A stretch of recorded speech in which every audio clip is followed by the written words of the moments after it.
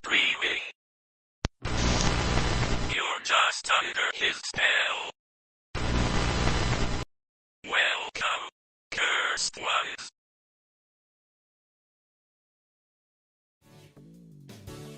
Good evening, everyone. It's your worst nightmare and dream come true. I'm Adrian Hallowell, broadcasting live to you. And first things first, I do want to apologize for being a little bit later than usual.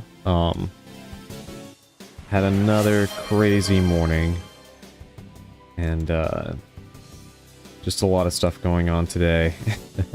Welcome in, Augustine. The hat is yours already. Thank you for the head pats, Naka. Yeah, it was another crazy day. This has been a week already, and it's only Tuesday. And I had to double check that because it doesn't even feel like it. Feels like it's been longer. But yes. Welcome in, Bulgay, and I'm going through all sorts of changes immediately. Because I can. I hope you're doing well today, Bulgay. Sorry you've had such a rough go of it. Oh, no worries. It's not your fault, of course. Although I do appreciate the sentiment. Yeah, it's just, hold on. Let me, actually change the camera, because I notice when I have when I'm in this outfit, I'm a little bit... There we go. A little bit far away compared to the amount of screen space I take when I have my hat. So I'll adjust accordingly. Mate, you sound like instead of broadcasting live, you're broadcasting tired. Did you get any rest today? You are not wrong about that. I am pretty tired. I'm very tired, actually, but if I don't get my streams in when I can, I won't be able to do them at all, so we are going to go ahead and we're gonna do it anyway. Hey, welcome in, Effecto. Hi there, I hope you feel a bit better. Same to you, Effecto. I hope you're doing a little better than you were yesterday. It sounded like things were pretty rough, and I do want you to know that we are all pulling for you over here. Yeah, pretty much everybody in the chat that we're reaching out to you, hoping that you were doing okay.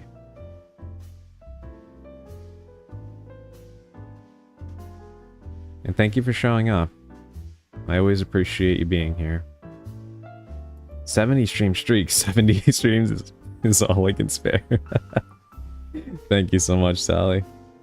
One more like condolences? Yeah. Broski needs a nap. Yeah, I could probably use one. I think I haven't missed one since October or November. Yes. Yes, you have been extremely consistent, and I appreciate the hell out of you.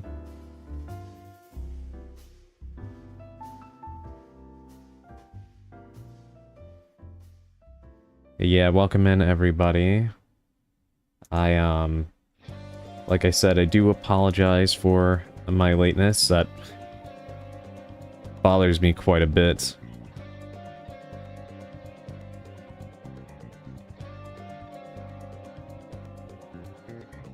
Sorry, it was about to...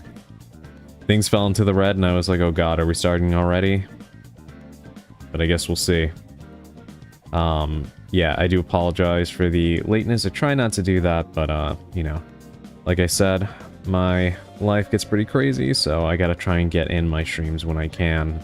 But usually you can pretty much always count on them to be around 5:30 to 5:40 EDT, EST.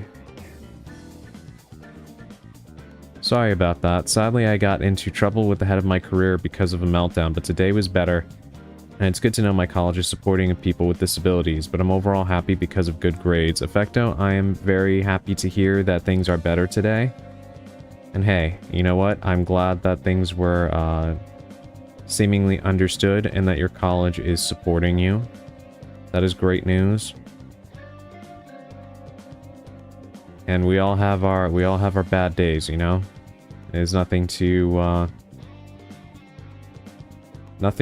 get hung up on, and I'm really, really happy that it seems like they heard you out and everything. And congratulations on the good grades. Excellent news. Hope you're resting though. You sound tired. Yeah, I am tired. I am definitely tired. I did take a little nap, but I pretty much had to peel myself out of bed, if I'm honest. But I'm okay. I feel pretty awake now, even if I may not sound like it.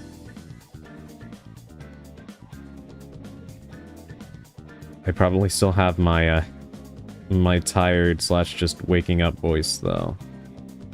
Tends to be a little bit more persistent when I am this tired, but it is what it is. By the way, congratulations, Naka, on nabbing first. I think that's the first time you've got it, right? Was it at least a good nap? That's a good question. I think I had a nightmare, but I don't remember what it was.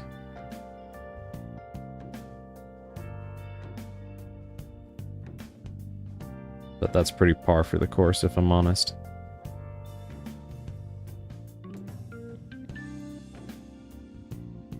But I guess it was decent, all things considered. I hate that not remembering. Yeah. Yeah, same here. Hey, Naka. Effecto says, congratulations to Naka. Sorry, I can't read the chat names. No, it's okay. You're fine, Effecto. You shall round that up to a 3 out of 10. Yeah, that sounds about right. But like I said, everything is relatively alright. I actually went ahead and started writing up a little bit of a file. Based on the current evidence that I have. In this case, in the game. Trying to see if I could figure out who the killer might be and how they're doing this. I didn't get a chance to finish writing it, but I did fill out about, I want to say, maybe 70% of it. And I'd been just going over that, trying to think about things. Also corkboard with red string when... I should make something like that. I need to review some of the evidence. I didn't have the game on, so I was going based off of memory. So I need to look at some things before I can finish filling it out. Plus, where we left off, I was about to say Emerald because this character reminds me of her so much. Halara was about to show us something regarding the window. So I can't really finish filling out the little portion of the file for this current crime scene until I see what they want to show me. Wait, question. Are you a red string or red yarn type of guy?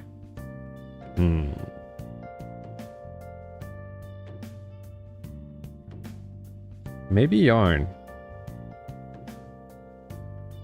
Yeah, I feel like yarn would probably be what I would go with. The other thing I was going to say is please let me know if the audio sounds better today. Because I did try something a little bit different with the capture card to see if it helps. I don't know if it'll stop all of this skipping that has been going on when I play this game. It's hard to tell because sometimes I play games and I have zero issues whatsoever. And then other times, it'll start with the weird audio crunching and skipping. And it usually takes a little bit for that to start happening. So, I can't even guarantee that if it doesn't happen, it means it's fixed, but it's been pretty consistently happening with this game. That my hope is if, you know, we don't hear it today, then it means I did find the solution to our problem here. So how much do I have to commission one of our artists here to draw Adrian doing the corkboard meme? That would be pretty funny. I feel like, given the fact that thanks to you, Bolgay, I also have Mouse PI now, some Detective Adrian art, or Detective Hallowell art, if you will, would be pretty funny. I really liked the one that Naka did of me and Emerald inspecting a corpse. That was cool.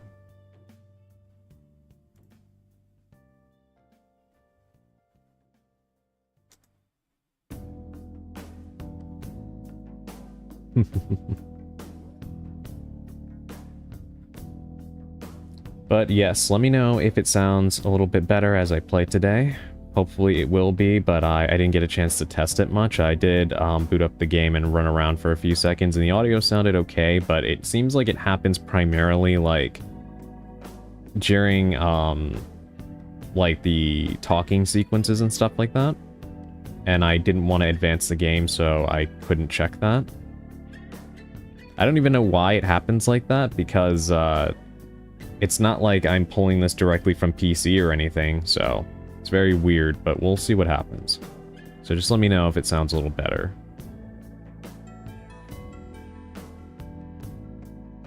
But I was checking out gaming news earlier, and happened to see that, predictably, as predictable as the sun rising, apparently, the Steam controller has sold out, and scalpers are already getting ready to host them online for double the price of what it's going for on Valve's site. Which is like... I guess you expect that with any hardware these days, but they truly don't stop. It is very annoying. I'm definitely not going to be able to get any use out of something like that right now anyway, but it's something that, you know, would be cool to have in the future for playing games on PC, so I'd never really need to worry about the controller being compatible or not. Yep, from $99 to like $250 or something stupid. Yeah, it's crazy. It's absolutely crazy. They do this with everything, and it is very, very annoying.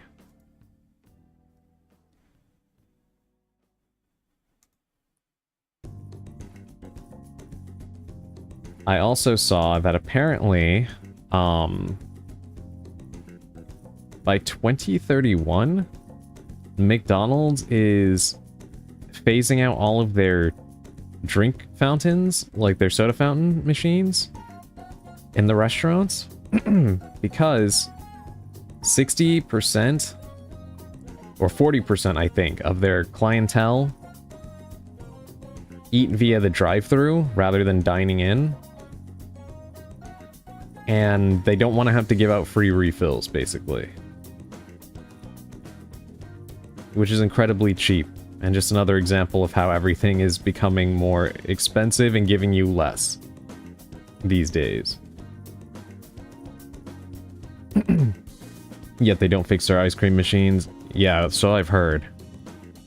We're getting a new version of Neo Geo. People said it was going to kill Neo Geo. Speculation, but not at all. Increased prices. Wow. I remember when they did that with the PS5 and the scalpers were complaining that no one was buying from them. Something about it, we need to make a living too. Yeah, no, buzz off. Like, that's not a legitimate business practice. You're scamming people. And then complaining that people aren't letting you scam them. I remember that actually happened back when the Wii U came out too. There's an infamous picture of this lady with a SUV trunk full of, Hey, welcome in, Shuri. Thank you for checking in. Surprise indeed. Hey, welcome in. It's good to see you. Yeah, there was a picture of this lady who had an SUV trunk full of Wii U consoles. And of course, the Wii U ended up not being successful. And I do wonder how that ended up panning out for her. It's always very obnoxious when people do that. Trying to make a quick buck. Which, I understand, you know, things are tough, but even when things aren't tough, they're doing this.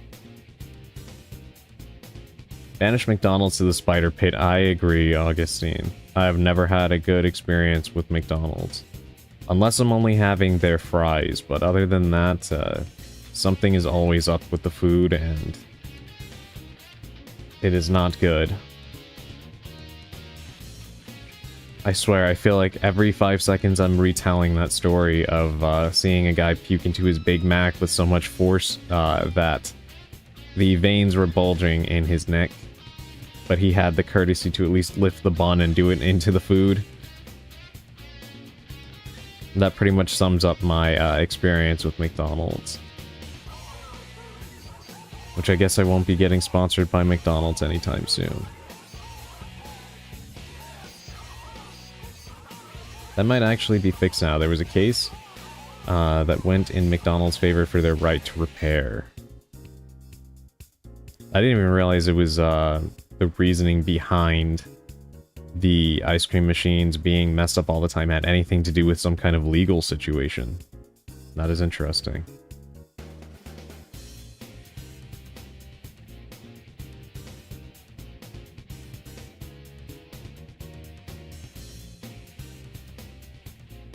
But yeah, overall, pretty interesting stuff from around the industry. I saw actually, was it, yeah, Bank of America. I know this is gonna be weird, right? Why am I talking about Bank of America? Okay, apparently it came out that Bank of America is trying to convince Rockstar Games, or begging them basically, to make GTA 6 $80 or more, because they feel it would be better for the industry and convince everybody to make their games near $100. Saying that apparently we don't pay enough for games, and so if Rockstar were to make GTA 6 nearly $100 or $100 or more, then we could start moving the gaming industry in the quote-unquote right direction. Like, what are you doing? Just stop already.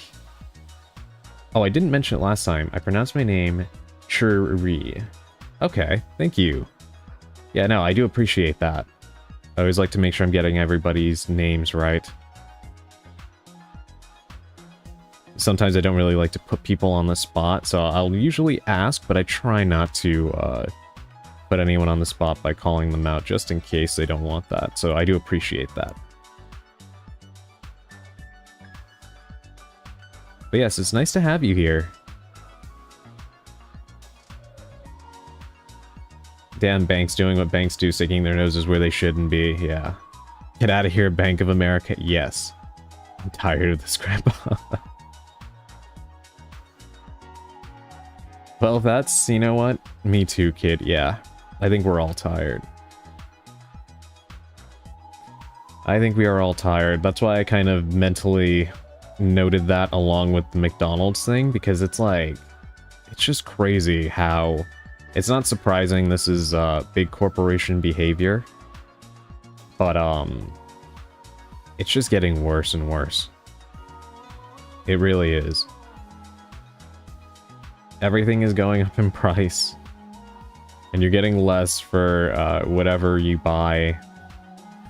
And then all of these suits and fat cats still complain that evidently us plebs are not paying enough for the majesty of the nothing that they give you. Whether it's unhealthy food that'll kill you faster that they want you to pay more for, or entertainment products that are incomplete and require extra purchases for you to get any true enjoyment out of them.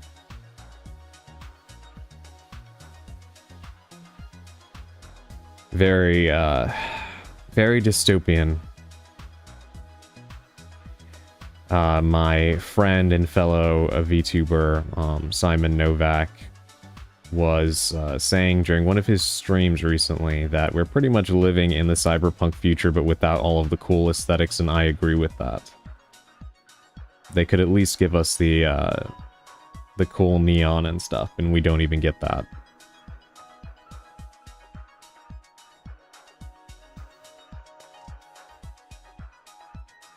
I also read that apparently the creator of the Roomba, you know, the little circular robot vacuum cleaner, evidently he's making a new robot companion pet that runs on AI. It kind of looks like a polar bear crossed with a golden retriever. And they demoed it on stage. And I don't know, it's weird. Like, I would not personally feel comfortable with having something like that running. Exactly, absolutely not. Well said in just 2 words.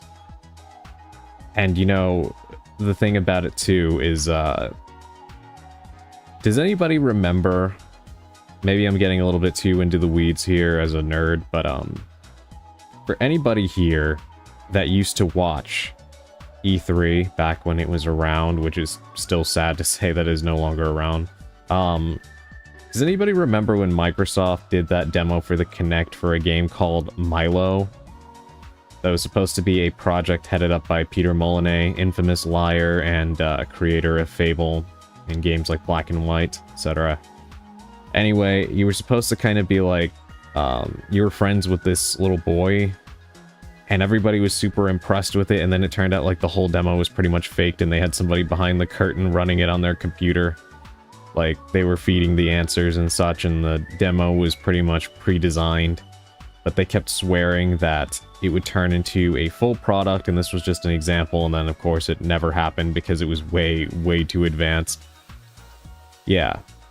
That seems pretty much like what this little pet thing is kind of gonna be, because evidently, the demonstration was super advanced looking, like it behaved like a real animal and everything else, but then it comes out this is what their target is, and basically they orchestrated the demo in a controlled setting, like somebody was at the controls of the machine, and they swear up and down that this is what the final product will be when it releases in like a year, and it's like, I have my doubts about that. But it immediately made me think of that, like, why are we still... If the product isn't ready to show, the product isn't ready to show, but we continuously do this. Exit out heavily, yeah, get that garbage out of here, yeah, agreed. Everyday example, I made tuna casserole that called for 2 6-ounce cans of tuna. Those don't exist anymore, everything is only 5-ounce, I had to use more mushroom. Yeah, that's a perfect example. They keep giving everybody less. Less and less of everything. And as I went down the rabbit hole of learning about this pet made by the creator of the Roomba, I also discovered that evidently Casio also has an AI-powered pet. It kind of looks like just this fur ball with one eye or something like that. It's hard to explain. But yes, the people that make your watch are also trying to sell you AI pets, evidently. So I have no idea what's going on anymore. It just makes me think of that movie Megan. Or corpos like to send out a product half finished and make the customer the beta tester. You wouldn't believe how bad it is in the firearm industry. Yeah, they do indeed love doing that, but that is insane, you saying the firearm industry, because, you know, you would think that that would be something you would absolutely not want to have your customers be beta testers for, but nothing about capitalism surprises me anymore. Except that it hasn't collapsed yet, but we're getting there. We are getting there very quickly. Someone bring back Tamagotchis. So what you're saying, Augustine, is you want an AI-powered Tamagotchi that will automatically log all of your actions into the Tamagotchi chatbot. So when the Tamagotchi starts to die, it will actually scream out to you to maximize guilt tripping, and then you'd have to pull out your credit card to pay $5.99 to feed your Tamagotchi pet? Because I think that's what Big Corpo just heard.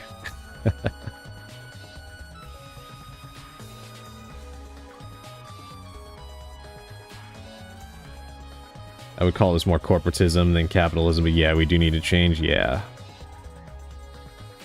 A little bit of column A, a little bit of column B.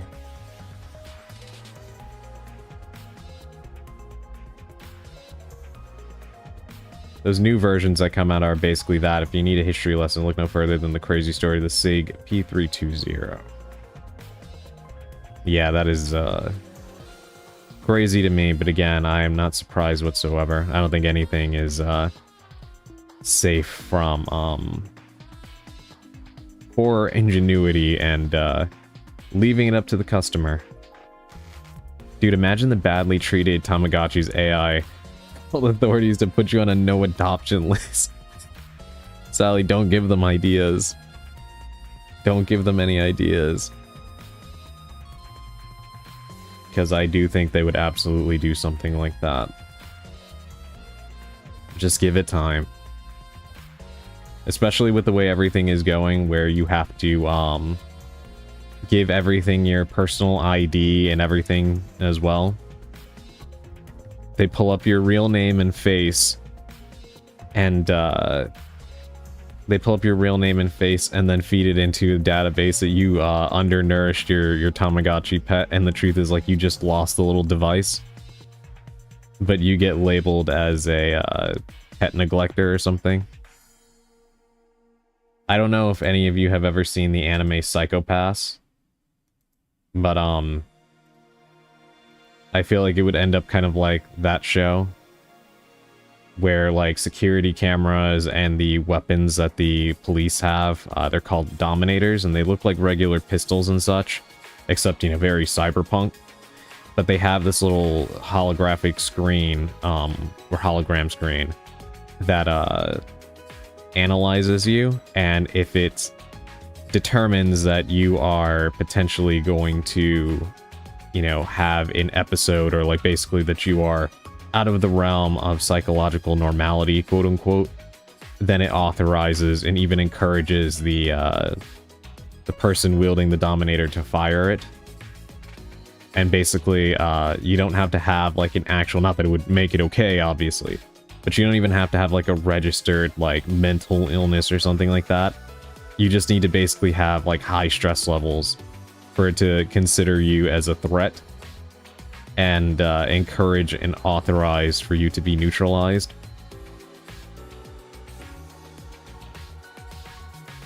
I don't want to ruin Psychopaths, but the system is worse than you think. Oh yeah, no, I know. I'm just going with the base description so as not to spoil it for anybody, but yeah, it does get worse than that when you find out exactly how it all works. But yeah, it's it feels like that's probably what they would want to do. After that, you get a job interview and you see in your online profile you get incapable of facing responsibilities and no one hires you, like me now, but with an actual excuse. Well, they have excuses. They just don't want to hire anyone for anything because they'd rather try to make AI do everything as much as possible. It is actually crazy to see how many positions are being phased out in favor of AI, but then very shortly thereafter they're complaining about how the quality of their products or their process has gone down and they're actually spending more money. It's like, gee, I wonder why.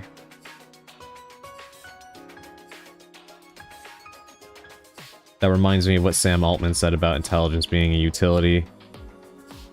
Oh, there's a lot I could say about Sam Altman, but probably shouldn't.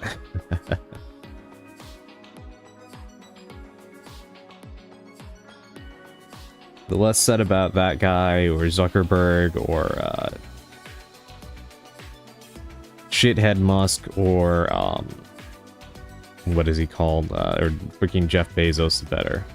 But yes, anyway, we do have a mystery to solve today. He literally said like water and electricity, Jesus. yes, we are going to play more Master Detective Archives Raincode.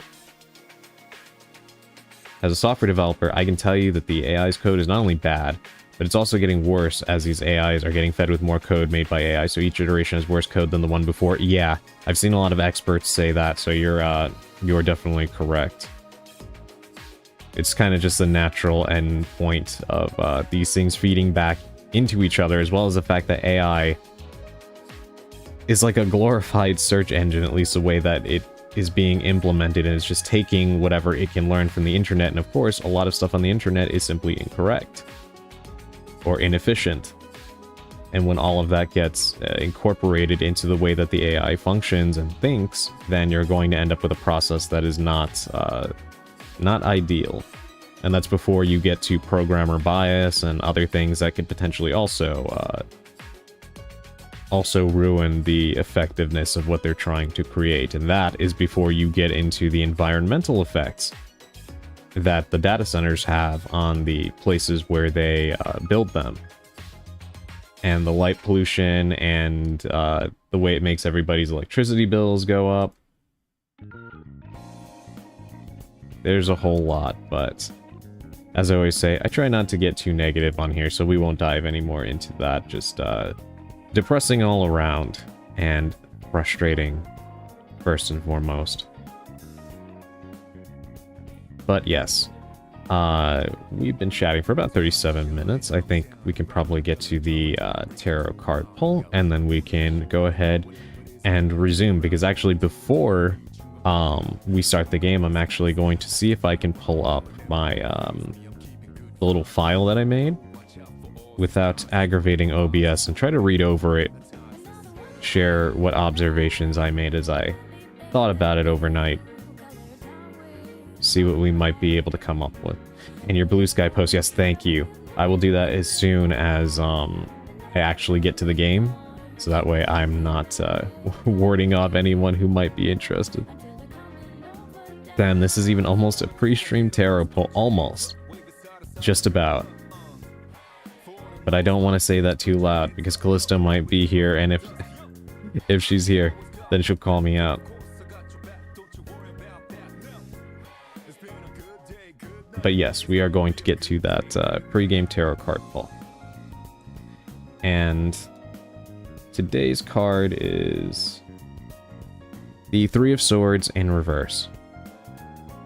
This is a card loaded with a lot of meaning. It's gonna mean something different to each and every one of you, and that is of course the case with every card in tarot deck, but this one in particular I find is always very, very specific to the person, more so than others. I want to start actually by describing what this card looks like for those of you that haven't seen it, because the appearances of all of the cards are important to the meanings that they have and your personal interpretation. But this is one of those cards that can be pretty straightforward to a certain degree in terms of what it looks like on the surface. But especially when talking about the reversal, it can definitely color your perception of how you interpret it.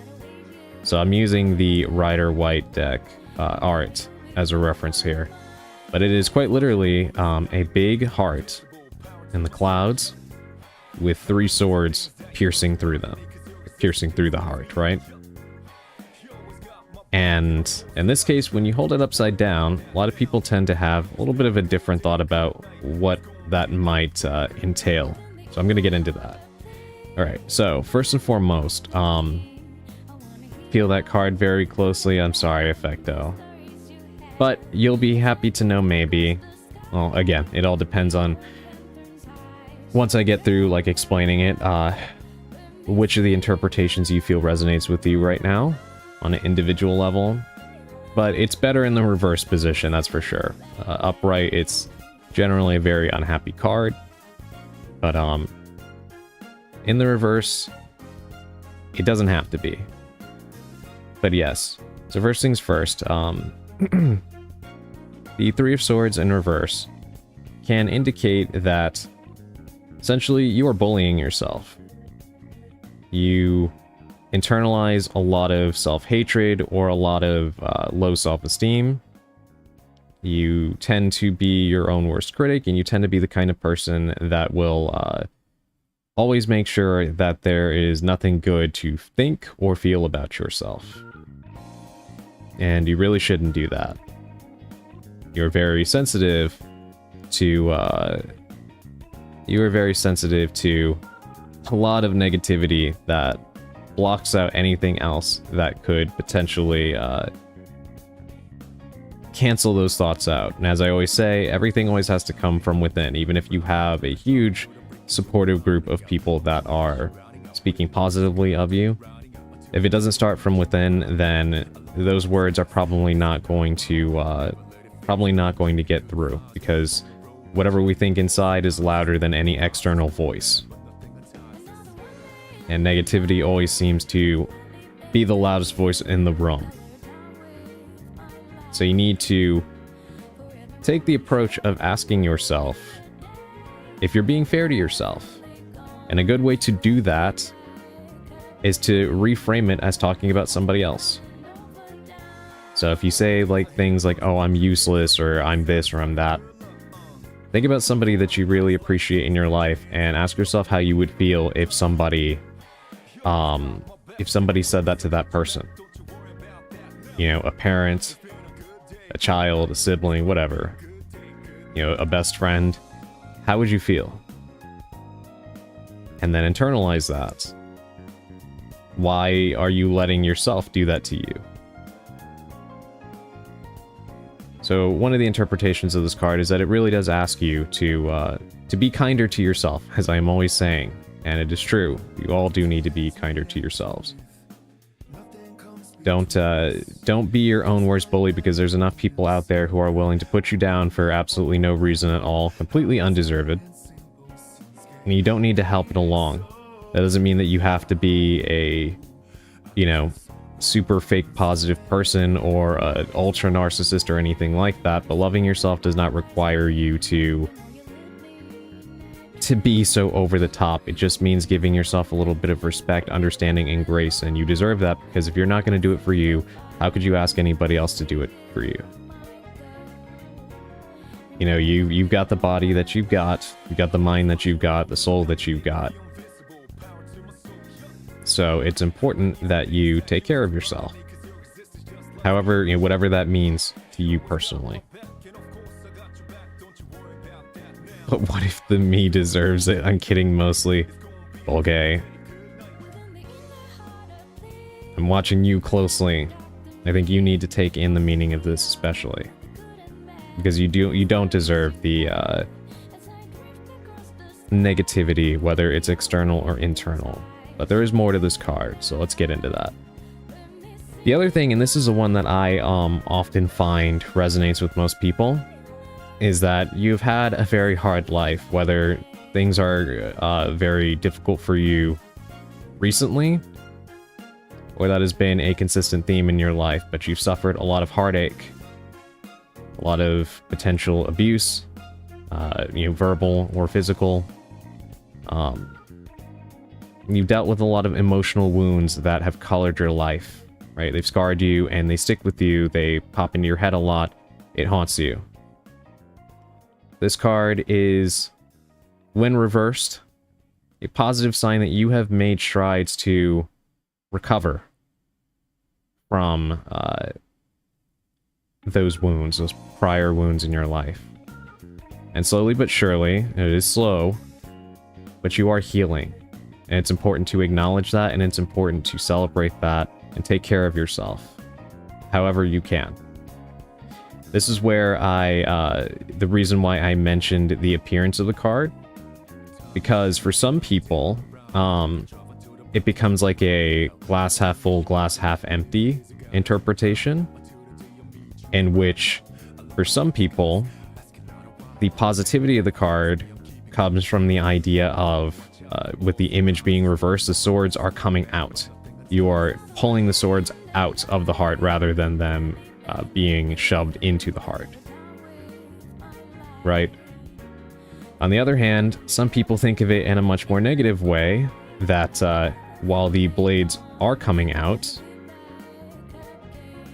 it probably doesn't feel great to have blades slowly being taken out of your heart. So, Some people view it as more of a relief, the idea of that pain slowly being removed from their lives or healed. And other people view it as kind of even worse because, you know, you got it going in and now you're getting that horrible pain coming out. But I think even if you look at it from that more pessimistic viewpoint, the end result is the same. It's gonna hurt like hell having to, you know, sit there while those swords come out. But would it not be both? I mean, you can look at it that way. That is kind of like what I'm getting at, and that it's not wrong to think of it that way, but some people don't really care that much about the pain of the extraction as long as they know it's going to come out. You know what I mean? Like, that can automatically be somewhat of a healing balm for people, just to hear that they're on the mend and they're actually healing. And they kind of already know it's going to be a difficult process, but that's enough to get them through the process, like, psychologically. While for other people, they kind of tend to despair a little bit more. It's like the feeling of just leave it in because it's easier to have it just in rather than have to struggle with pulling it out. You know what I mean? Like, it's nuanced and it gets a little complex, but I think everybody can kind of understand what I'm getting at here. But truly it is both, no matter how you look at it. And while it's not fun to think about the idea of having to, you know, deal with that that pain, you know, extracting from your body, from your soul, the thing to look forward to is that you are healing, and you will feel better when all is said and done. And that's what you have to kind of look forward to in order to keep yourself sane.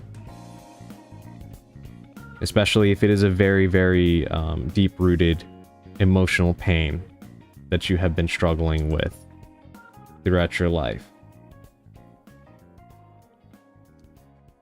The illusion of duality. Yeah, I mean, that is kind of a good way to look at it to a certain extent. But another way to look at this card too is not just in terms of, as I mentioned before, you bullying yourself, but also, again, keeping in line with the pain that you might be enduring right now or that you may have endured throughout your life. A big part of that is the bullying of others, the terrible things that people say about you that you internalize. And this card is also asking you not to do that to yourself, because people are always going to talk, and it doesn't matter who you are, what you do for people, how much of a saint you are, or a sinner. Somebody is always going to dislike you, and they're not going to be shy about letting you know what they don't like about you. And none of us will go from the cradle to the grave without experiencing that to some degree. So it is very important, again, that you have that self-love and you reinforce your self-esteem and your soul with it. Because it doesn't make sense for you to carry around the words of people who don't know anything about you. And a good way to consider this kind of thing, because sometimes, yes, people can have valid criticisms of your character, but I think we're all pretty decent at interpreting when somebody is trying to help you or has a solid point about something. Often because, you know, those words will be something that you might have thought about yourself at one point, in terms of, like, for example, if somebody calls you lazy or whatever, and you might have kind of realized, hey, maybe I'm not doing as much as I can be or whatever, then that's a different story to a degree. Obviously, it can be put in a much gentler fashion. But for the most part, when people say things about you that are negative, it's very easy to tell that they aren't trying to help you. So, when you identify that, it's hard at times, especially for certain personality types. But do your best not to internalize that. That is, again, another reason why it is very important to establish a base of self-love, because you don't want to add on any more, as I said, people are already going to try to pull you down enough in life. You need to be the biggest force propping yourself up.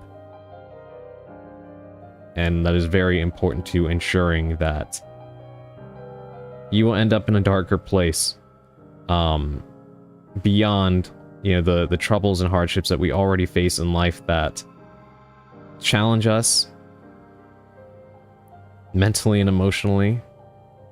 You don't need anybody else adding to that load with, you know, quite frankly, complete and utter bullshit. Just because they have issues with themselves that they have to take out on you. You know what I mean? But, yeah, overall, the detail I like to take the most from this card is that it means that hardship and the things that you've been dealing with will come to an end. There is an end in sight.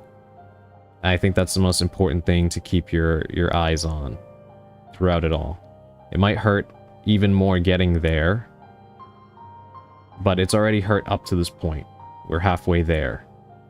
And this is a sign that you are doing the work that needs to be done in order to care for yourself and to reach the point in which you can finally call yourself healed. And so I tend to align more with the first interpretation of what I was mentioning before, where, yes, it's always good to keep in mind that this healing process will be painful, but the fact that you're even aimed in that direction at all is a massive improvement from going through the suffering and wallowing in that pit of despair that seems to have no endpoint. So, like I said, this is a very layered card, as all of them tend to be, but especially with anything pertaining to personal suffering, it gets dicey and very difficult to see the positives of it. So I do encourage all of you, if you're going through a hard time, and I think all of us probably are, to some degree, I hope that this card resonates with you and that you can at least see some sort of an end point to that suffering. And please do be kind to yourselves, because it is very, very important, and none of you deserve to be your own bully. There's enough people out there like that. You don't need to give them more ammunition, and you really don't deserve to do that to yourselves. That is our pre-game tarot card pull. I'm going to catch up on chat a little bit. The process of pulling out a sword is when you either receive medical attention or bleed out. Yeah, so kind of, yeah, that's kind of like the analogy there, right? Like, when you get impaled by something and there's like the whole thing of, leave it in for the moment so you don't bleed out, but obviously it's gotta come out. You're gonna have to receive that medical attention. It's gonna hurt like hell when they pull it out, but it's necessary. Yeah. Akin to that, essentially. Some people emotionally would rather kind of leave it in because they don't want to have to engage. Like, some people compartmentalize the pain that they have, and they get to a point where they can pretend it's not there, and so they function, but they aren't over it, and it still causes them great grief and pain. The process of healing, like, say, for example, going to therapy and having to talk about all these things and bring them back out, can be extremely painful. But in the end, you will be given the tools to be a much happier person. So, yeah, that's kind of like the end point you want to reach. Not my favorite card for obvious reasons, but always in my life somehow. I wonder why it is that otaku spend thousands of dollars on things, but it feels weird to be kinder to oneself. I would love myself, but then I'm not really my type. Effecto, please. Please do be kind to yourself. I always say it, but, you know, the fact that you are studying medicine and trying to become a doctor already speaks volumes about the type of person that you are. You are someone who is committing your life to helping other people and taking care of them, and that alone is something to be incredibly proud of. So if nothing else, always remember that. It is not easy to walk that path for a lot of reasons, and you are doing so. And by the sounds of it, you're doing quite well with your grades and your efforts to reach that destination. It's something to absolutely be proud of and love yourself for. Among all of the other things about you that are worth loving. By the way, Adrian, for the meme, how would you describe your avatar's build and hair length? Also, what would you like instead of a cigarette? The idea of the bubble pipe sounds like it would be nice. And as for my hair length, I can show you. Let me spin myself around. Hold on. Hey, welcome in, Wilby. I am doing okay, other than being really tired. But hold on. And then I don't do this much, so 1 second. I have to see how I...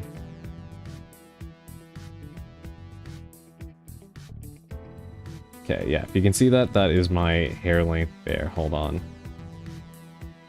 There we go.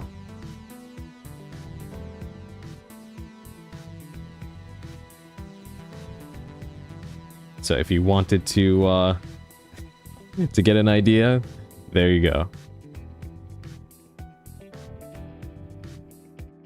I'm streaming, just wanted to keep my streak back to the grind.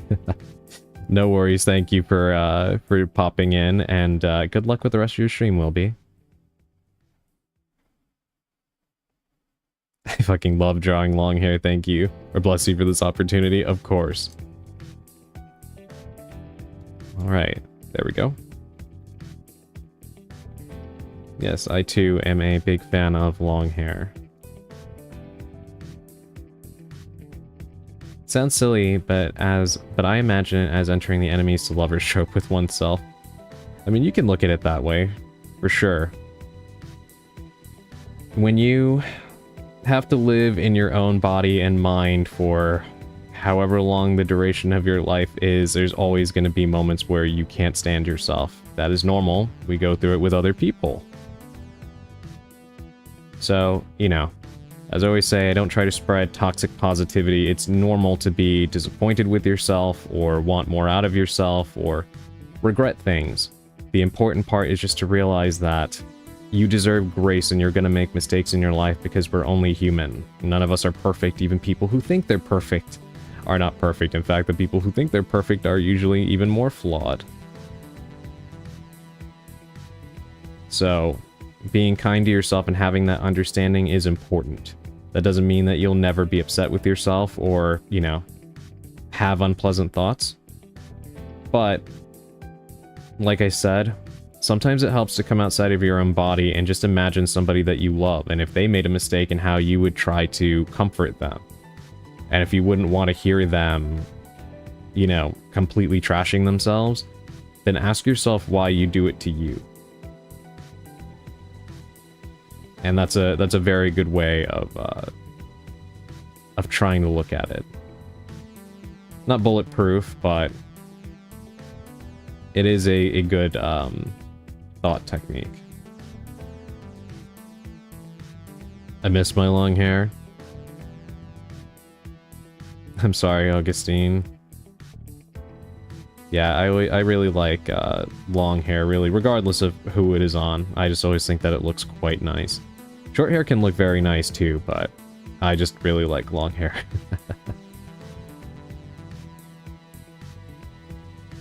I think it tends to be quite underrepresented, especially on male figures, whether in real life or characters in, you know, any kind of media, so I do quite enjoy the way that it looks.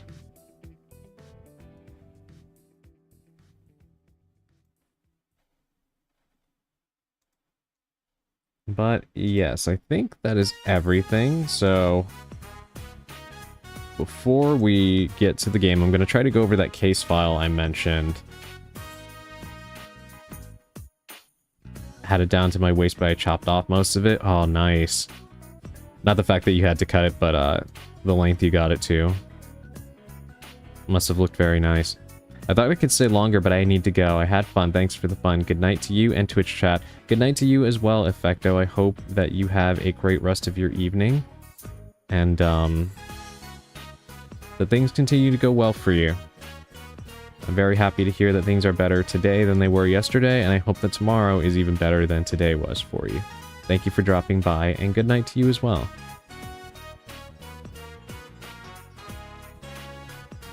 Alright, let me see if I can pull this up real quick. Hopefully this doesn't add a weird strain to my laptop here. It shouldn't, but I don't put anything past it. Okay. So here's what I had managed to write down purely from memory. First things first. I've been trying to psychologically profile the killer as much as I can. I don't know if I'm overthinking this, and maybe you can't really do this because, you know, it is a video game, but I do believe that it kind of did work in the Danganronpa games. Like, you could kind of get an idea for who did it if you really actually did kind of stop and think about it in terms of their personality type and things like that. Obviously, you needed more clues than that, but it actually did help to put you on the right track. So, with that being said, some of the things I jotted down, I mentioned yesterday, like, I believe the killer has a savior complex. And the reason that I say that is they're drawing from the Nailman urban legend. And people go into the woods and they nail these dolls to trees with the names of people that they have issues with, that they would like to see gotten rid of for some reason or another, usually because they personally feel as though they have been wronged by them. And this person seems like they are feeling quite smug about themselves for taking that responsibility into their own hands. Right? That's not the only reason I feel that way, but we'll get into that in a second.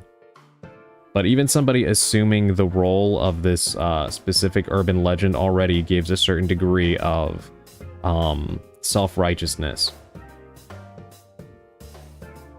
At least I think so. But on top of that, the people that they've been targeting so far have all seemed to be immoral figures. Like, I mentioned it, but they kind of seem like they represent some of the 7 deadly sins. In fact, the current victim that we're investigating seems like she would have represented lust, because as we found out, evidently she was a woman who used her good looks to have relationships with many different men, I guess, and hurting their feelings and stuff like that. Like, I guess she was kind of multi-timing people. And then we had the guy in the casino who seems like he would have represented greed.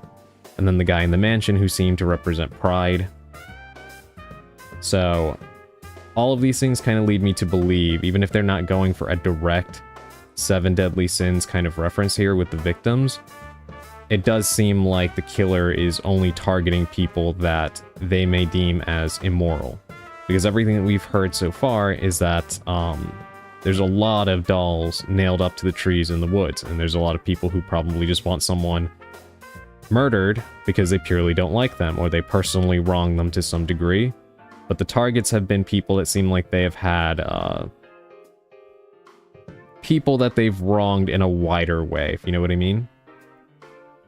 So I do think that this killer has a savior complex, and they feel like they are the ones who have the power to take justice into their own hands with specific kinds of people.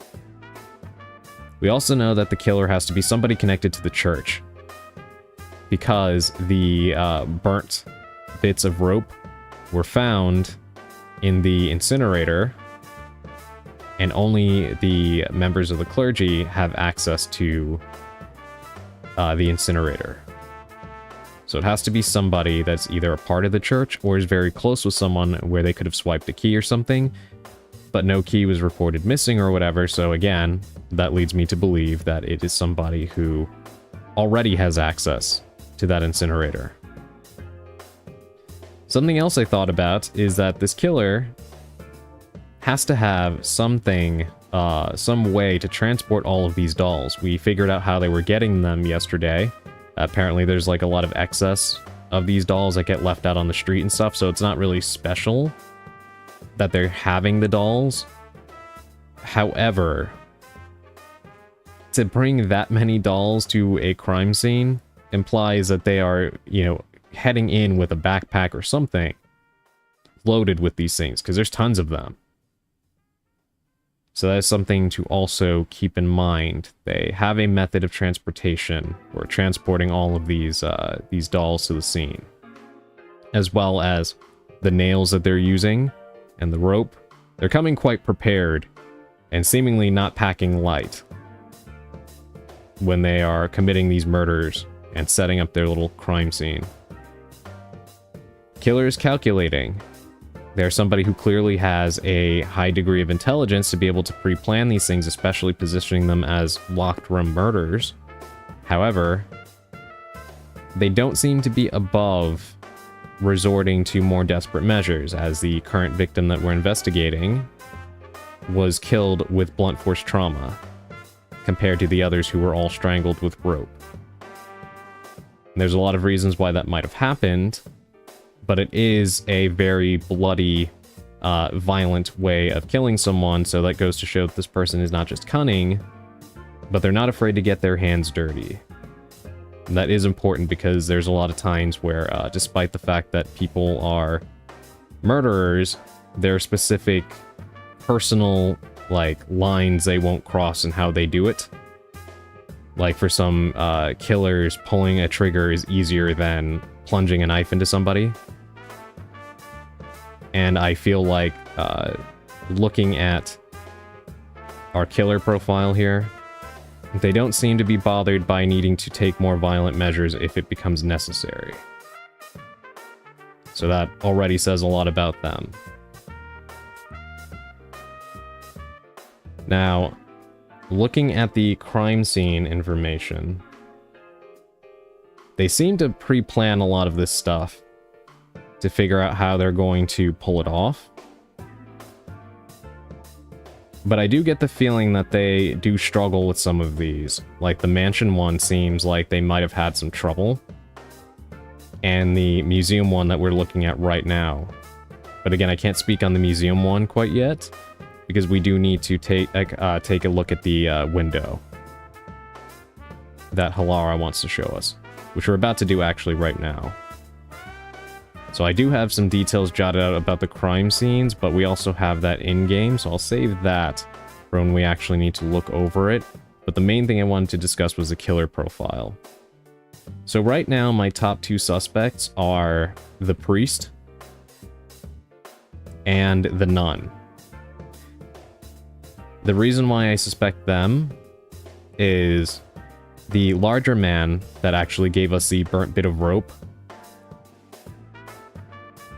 Based on the casino crime scene, it doesn't seem like he would be able to pull that one off, because it seems like the only way that the killer was able to get into the casino was through that small vent. So they have to be somebody that is slimmer to be able to squeeze through that, which I think rules him out, as well as his willingness to provide that burnt bit of rope, because I would have never been able to see that otherwise, given the fact that I have no access to the incinerator. So giving up that bit of information willingly seems like a self-own if you're the killer. Or even an accomplice, if we're being honest. You could have just stayed quiet about it and I would have never known, because I have no way to see it. So to me, that feels like it clears him. As for the other guy that is apparently a fanatic of the nail man and is following all of the crime scenes and stuff like that, and he's always like first on scene to discover the bodies and whatnot, that feels too obvious, but obviously that does not mean that he's cleared. But it does seem like every single time that he has shown up, he's always had witnesses there with him, namely the peacekeepers. So I don't think it's him right now. I'm keeping him in the back of my mind, but I don't really suspect him. The reason why I'm thinking the priest as one of the suspects is because his personality type, based on the way he's talking about the murders, already implies that he views it as some sort of like, how would you call it? Like an execution of salvation. and that the people who are wanting people they don't like to be killed are only looking for salvation. They're not bad people or whatever, or there's nothing wrong with them. Which is already a very strange way to look at people begging for people they don't like to be murdered. But he doesn't really seem bothered by any of what is going on. And he also does seem like he could fit the physical profile of what we're looking for right now. And being a priest requires a degree of intelligence, in the sense of you need to be able to plan out your speeches and be able to captivate an audience, etc., etc. I could see that kind of wit and on-the-spot thinking that would be required with consistent public speaking being a little bit indicative of the resourcefulness that this killer has demonstrated. Possibly. The nun is interesting because I don't really know too much about her. She was very hostile and she didn't share many details about herself. But that hostility and her kind of erratic behavior could be indicative of that capability of more prominent violence that we see with the blunt force trauma here on our current victim. She also has a interestingly injured arm. Her right arm is in a sling. Now, we don't actually have any proof that it is truly injured. She could be faking it. But something is going on with her arm, and she did not take kindly to being asked about it. And there was something else here. In fact, I do have the game on. Let me look at one of the solution keys that I thought was kind of odd. What was it? Okay, hold on. Let me, let's switch over to the game so all of you can see it. Here we are. This right here.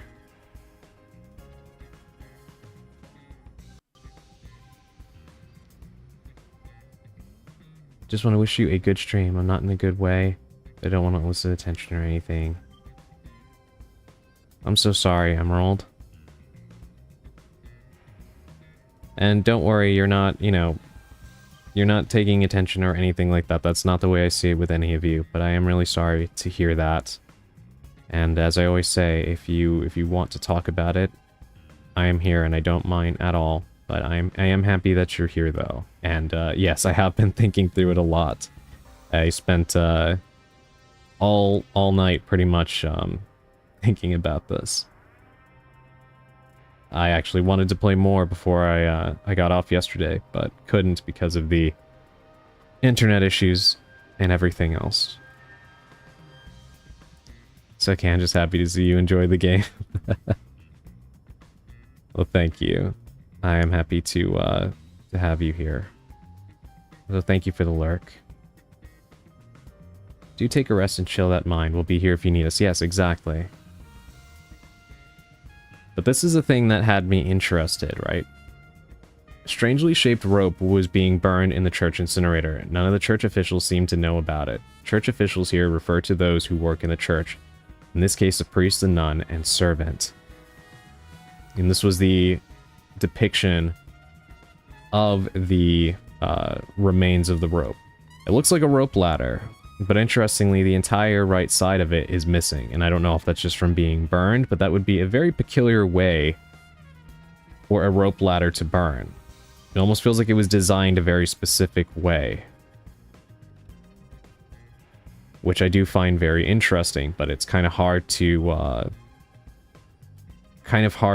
fathom or imagine what the purpose of it being oddly designed would be right now. I don't feel like we have enough information quite yet. But I did find something about the shape of this just very peculiar. The other thing I was thinking about was our second, or I guess third victim, really. This guy right here. Because when you look at the wounds of his in his legs, the way that it bled would imply that he was hoisted up in a very different way, right? Like against the wall. Because gravity was dragging the blood down, straight down, or to the right, rather. And to the left, if you see on the image there, it does a better job explaining it than my word salad is, but compared to his chest wounds, which are bleeding directly down as they would. So when he sustained those wounds, he had to have been positioned in a way where he was lifted off the ground and kind of tilted to where the blood would actually go in that direction. It's very weird. See how the body blood was also strange. While the blood around the nails driven into the lower body seemed to be flowing sideways, the blood around the nails driven into the upper body seemed to be flowing vertically toward the victim's hips. So whenever those nails entered his legs, he had to have been hoisted up off in a weird direction. Very interesting details. So let me go and see what Halara wants to show me regarding this window real quick.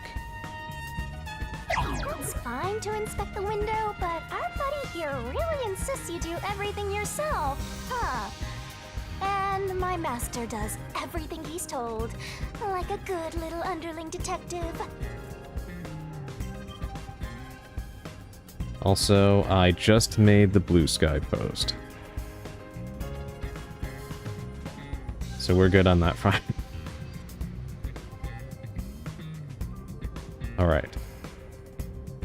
Halara is right. This is something I took on myself. I can't just rely on everyone else after putting on a tough front for that kid. Well, I can already hear, unfortunately, that the audio is not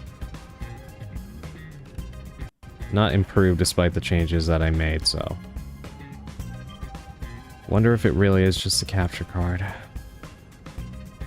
That's why I have to do it. Or maybe Halara's just taking advantage of you. It's obvious money is that one's only motivation. Even so, I think it's the right thing to do as a professional detective. Master, being overly nice for no reason is stupid. It's why you're so deep in debt. I know, but... What are you mumbling about? Did you check the window? Oh, right! I'll do it right away. Cat says hi. Tell your cat, Augustine, that me and the rest of the cursed ones say hi as well.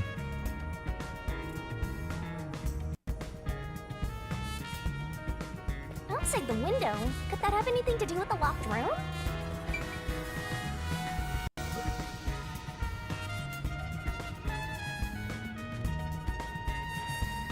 Alright, let's see what the deal is with this window.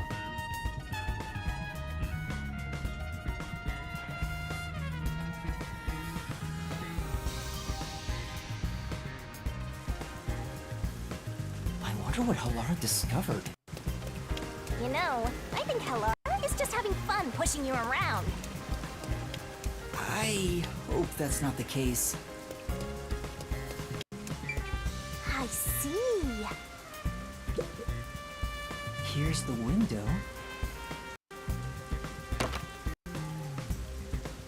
Well, anything strange? No, nothing strange about it. I see. Try entering through the window. What? Between the gap? That's impossible. Just try it. Okay. I can't. I can't even put my arm through this gap. I can stick a finger in, but that's it. I thought so. Good job. You can return now. Huh? Are you sure? Did you figure something out? Did you not? No, not at all. What's that about? A hinged window used for ventilation. It opens outward, but the gap is only about 5 centimeters wide.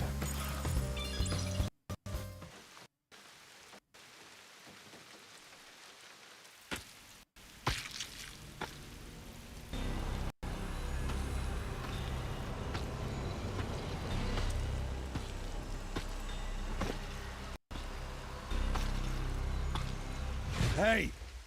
What are you doing here? Huh? I'm not doing anything shady. I'll call the peacekeepers. Wait!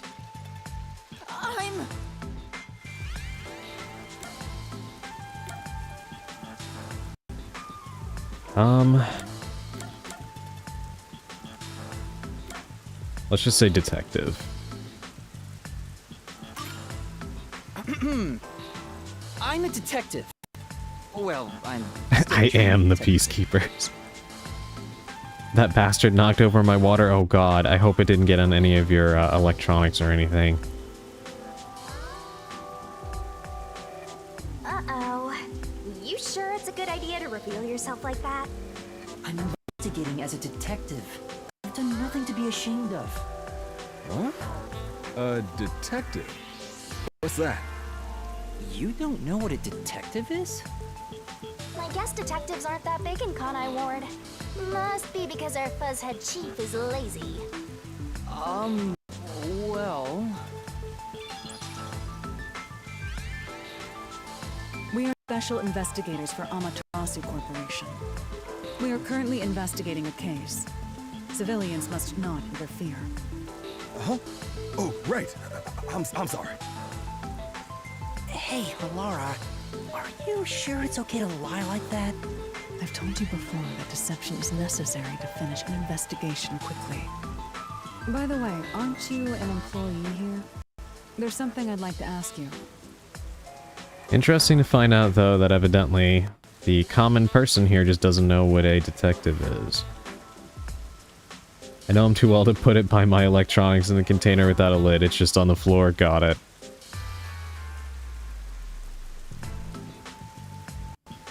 Can you bring over the staff member who discovered the body from that murder case a month ago? Oh, that would be me. Perfect.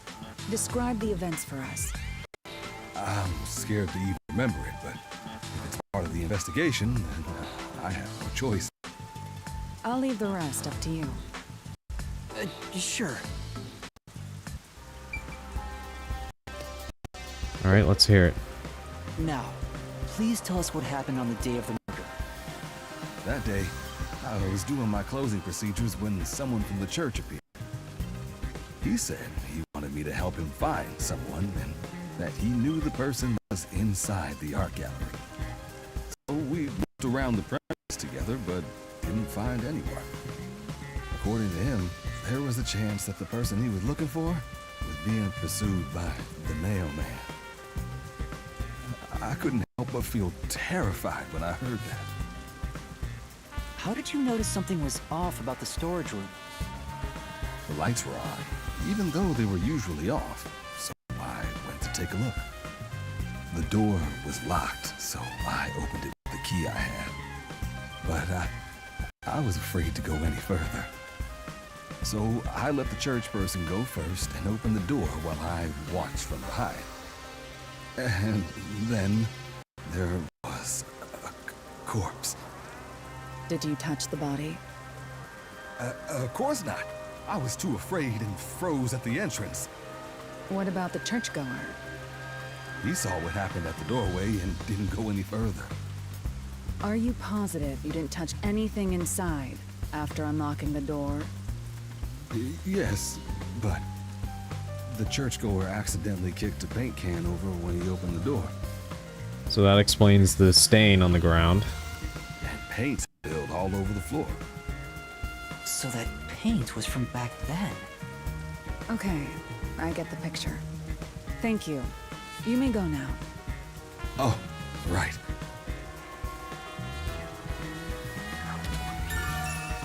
At the time the body was discovered, someone from the church tried to enter and knocked over a paint can.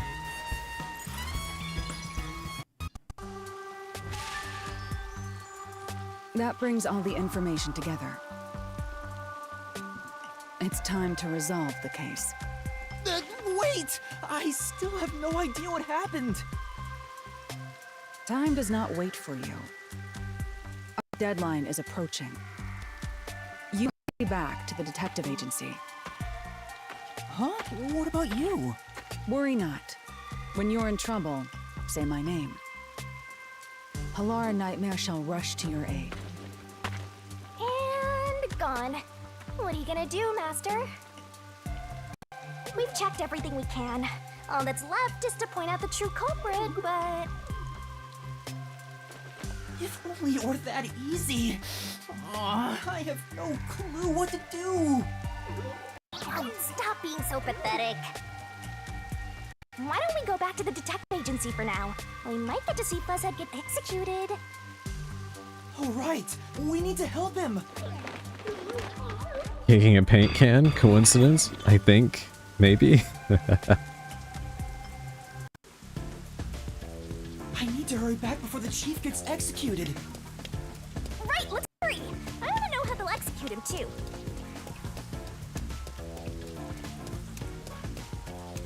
Alright, let's hurry back. Trying to think it over while we make our way back.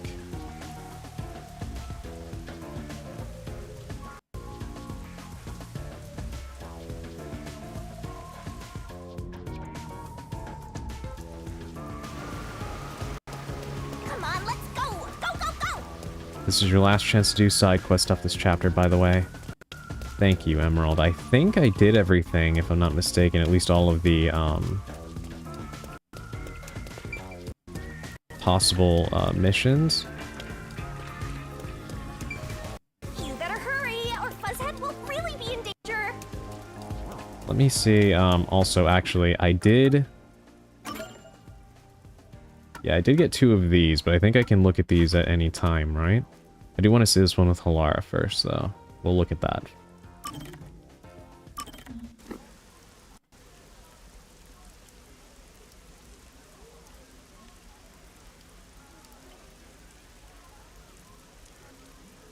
You can view them anytime? Okay, great. We'll watch this one first.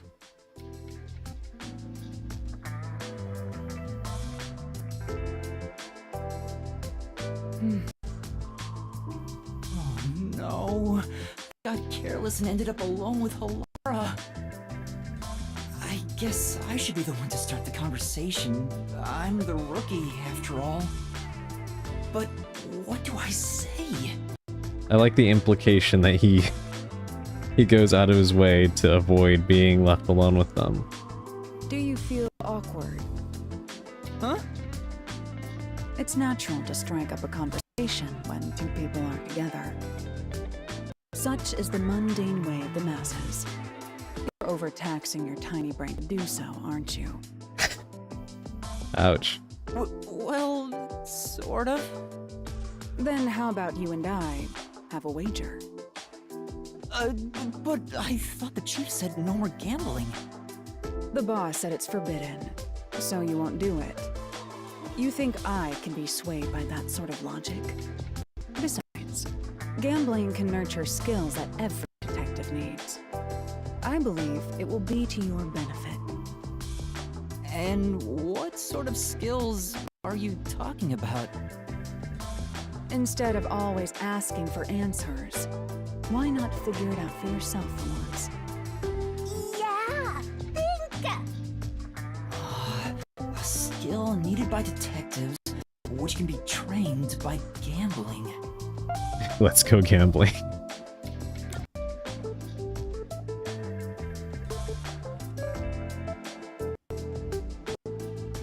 Pretend I spelled that right.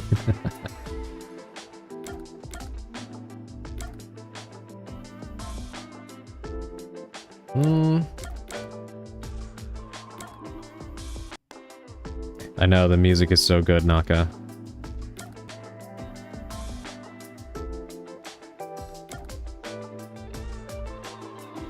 I mean, all of these to a degree. Depends on what kind of gambling you're doing. But I'm gonna say courage in this case. Mainly because, he in particular seems to lack that trait in terms of going out on a limb for himself. Because he notices stuff, so I wouldn't say that, you know, he's lacking in the sixth sense department.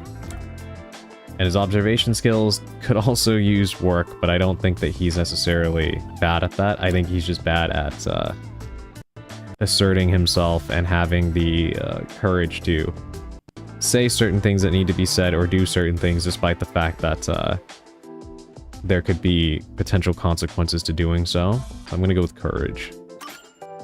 Is it courage? It's true you can train yourself to be more courageous this way. However, that's not the true essence of gambling. I see. The skill that can be trained by gambling is...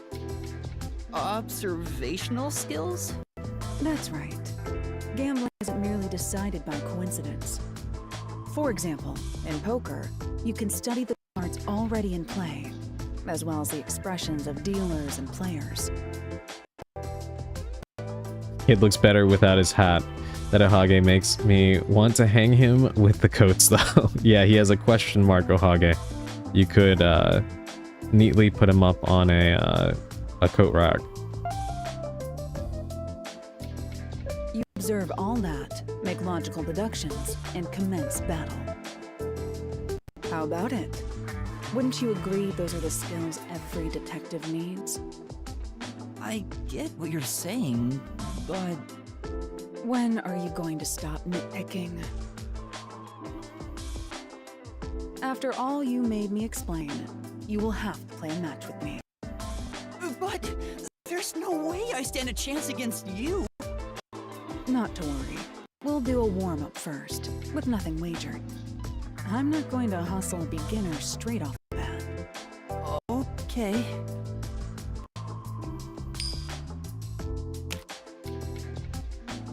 Yes! I beat you! It was just a game of heads or tails, but still, you show some promise. Does that mean I have talent as a detective? Yes, you can say that for sure. Now the real game begins. First, let's wager. I think we should start with 10,000 Yen. Right.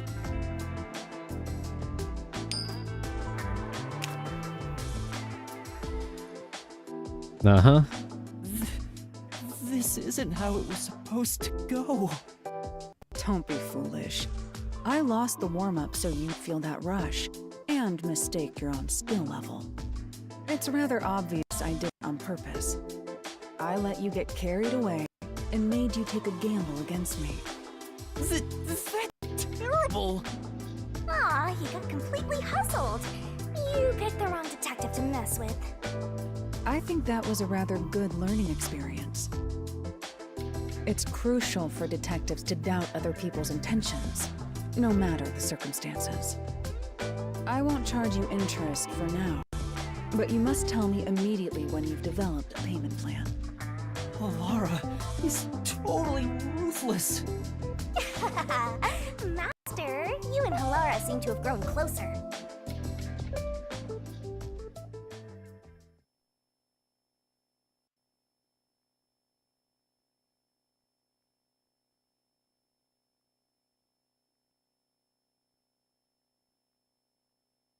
Alright. Now we need to get back to the agency.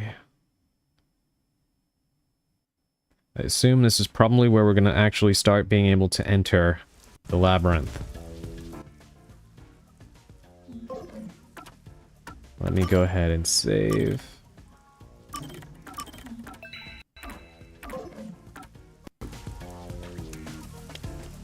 Where is the... Let's hurry back to the agency. Wrong way. I just forget I gotta go below ground. Here we go. Alara seems to know who the real culprit is. That's incredible. Come on, where's your competitive spirit? You might be a trainee, but you're still a detective.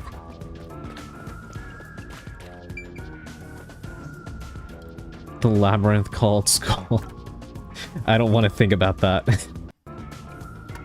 By continuing ahead, it will not be possible to return here for some time. Yeah, we're gonna go anyway.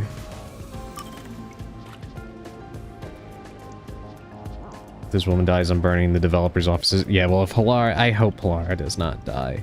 But I don't think they will. At least I'm hoping they won't. But... if that does happen, I anticipate it would be later in the game. I really hope it doesn't, though.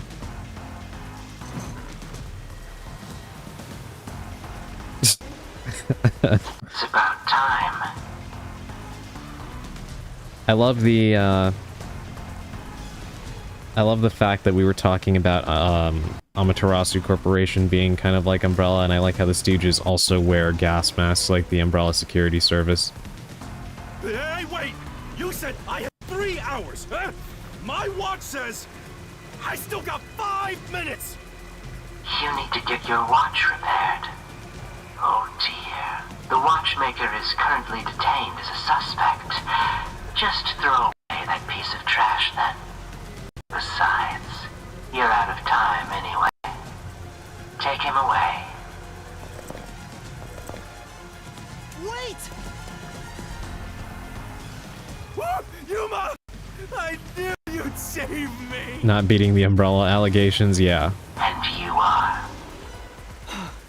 I was the one investigating the Nailman murders. Oh, I see.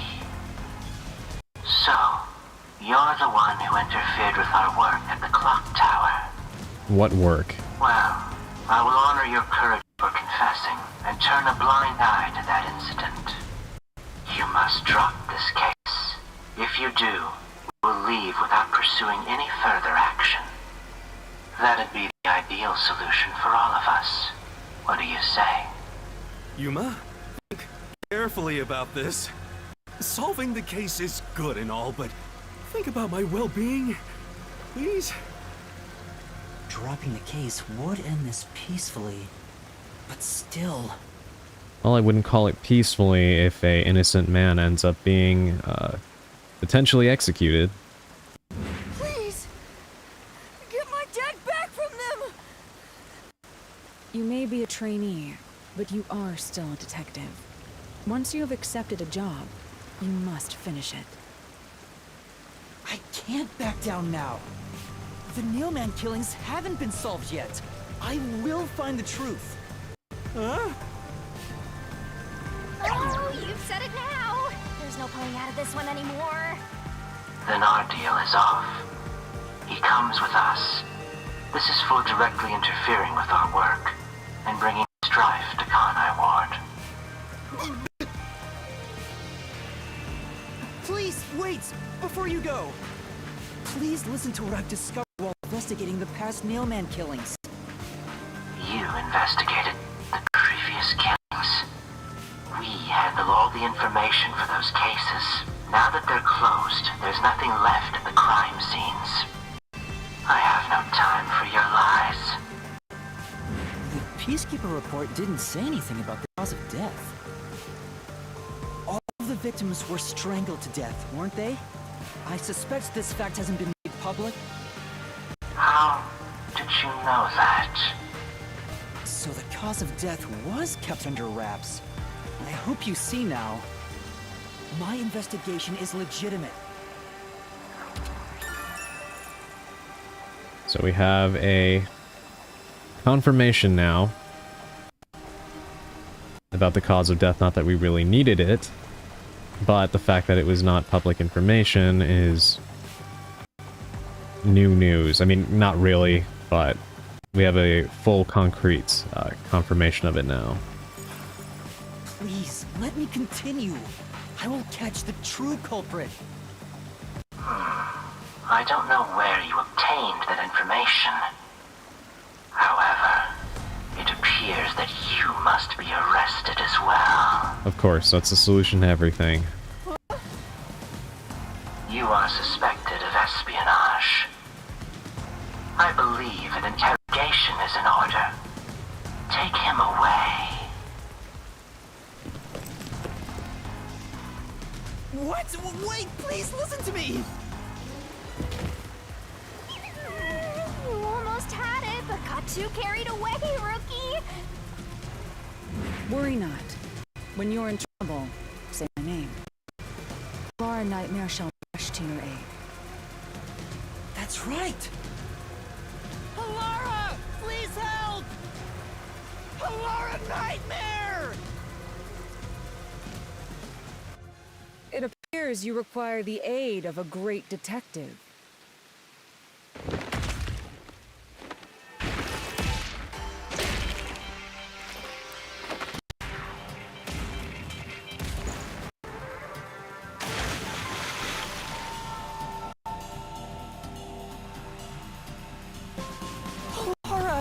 came for me. Yeah, as I said I would. You committed acts of violence against the Amaterasu Corporation peacekeepers. Not once, but twice. Sorry! I promised to give him a stern lecture after this. Can we please keep things on the down low? Mr. Sam, are you alright? Who do you think we are? In this town, You are nothing but an audience. The resolution is premiering now. The leading role belongs not to you or me, but to Yuma. Me? I'm the lead guy here? I've set the stage for you to solve the case. The time has come for you to risk it all as a detective. Expose the true culprit. I love the detail of pointing at the player. What's going on? Like, I know the idea is supposed to be that they were pointing at them right there, but I'm sure it was a double entendre. And yes, Halara is cool as hell. I don't know why I was brought here. Can I go home? So that's what you meant about setting the stage. I mean, Halara did suggest the real killer was among the people of the church. Now I have to point them out here? Hey, Yuma, are you sure you got this? Are you really sure? There's no room to mess up here, you know? No pressure or anything, boss. Well... What do? I haven't gathered my thoughts yet. It's not like I can just ask for more time here. Yeah, I don't think so. Laura seems to know the answer already, so why don't you just pay up for it? But that would waste all of Halara's efforts setting the stage for me. Huh. So you want to solve this all on your own? If you can't ask Halara for help, why don't you try asking me instead? You mean the mystery labyrinth? The peacekeepers aren't just gonna stand by and listen to your production here. Things are just gonna escalate, and it might even end up with more deaths. Oh no. And that's where yours truly comes in. We have the information we need from the investigation. All that's left is to solve the case with the mystery labyrinth. But if I do that... There's always a price to pay. When I read the soul of the true culprit, the mystery labyrinth created by the culprit is destroyed. But as a price, the source that created the mystery labyrinth also perishes. Which means the real culprit will die. Huh? This killer's a total psycho who's already killed many others. Why do you care so much? Don't you want to solve this case, Master? What about your promise to that kid? What's wrong, Yuma? If you don't hurry, the peacekeepers will wake up. What is this nonsense about a resolution? I don't have time for this. I will make you listen by force if needed. That is my job as assistant. Halara is just the best. Well, you better hurry, or things will start getting bloody around here. Fine.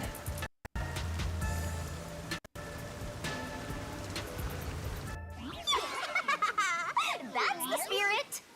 Well, Master, are you mentally and physically prepared?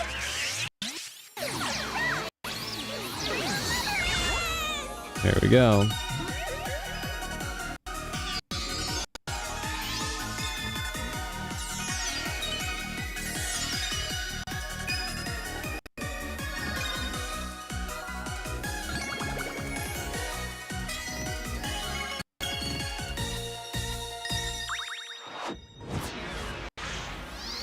Yes, Sally, that's Shinigami's true form. What? Whoa, wait, Halara saw that?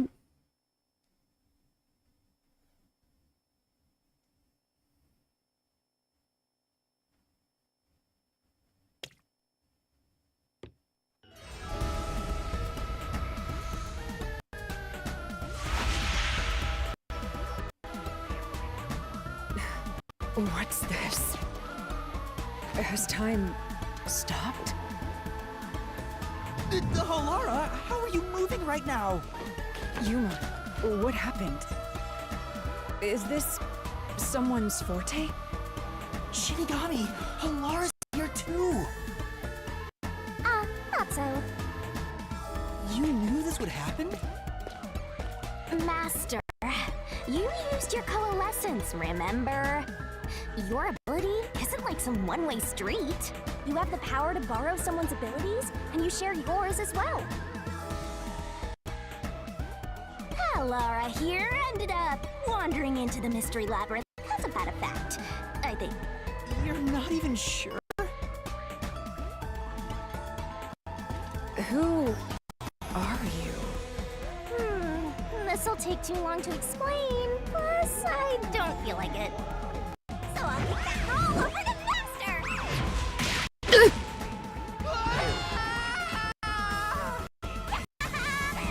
Rabbit hole we go!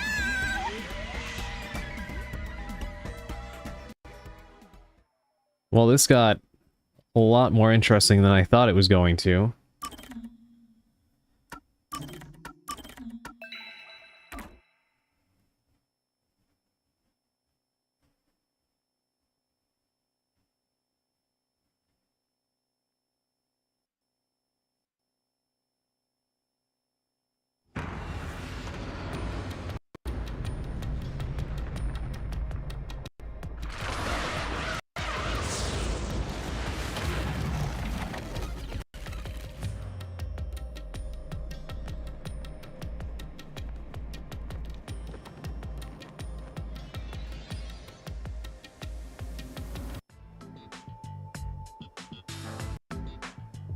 Where am I? What should I do? I'll need to explain everything, won't I? We don't have much of a choice now. No point in keeping secrets here. Halara? Let me explain.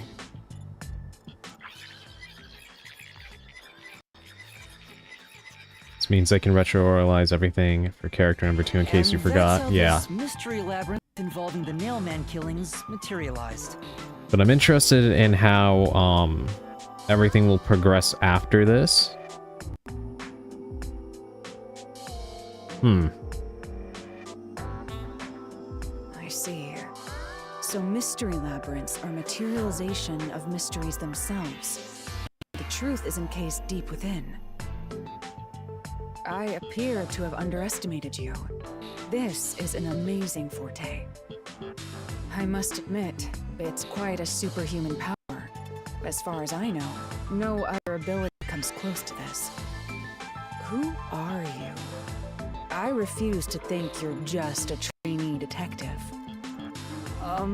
To be honest, this isn't my ability.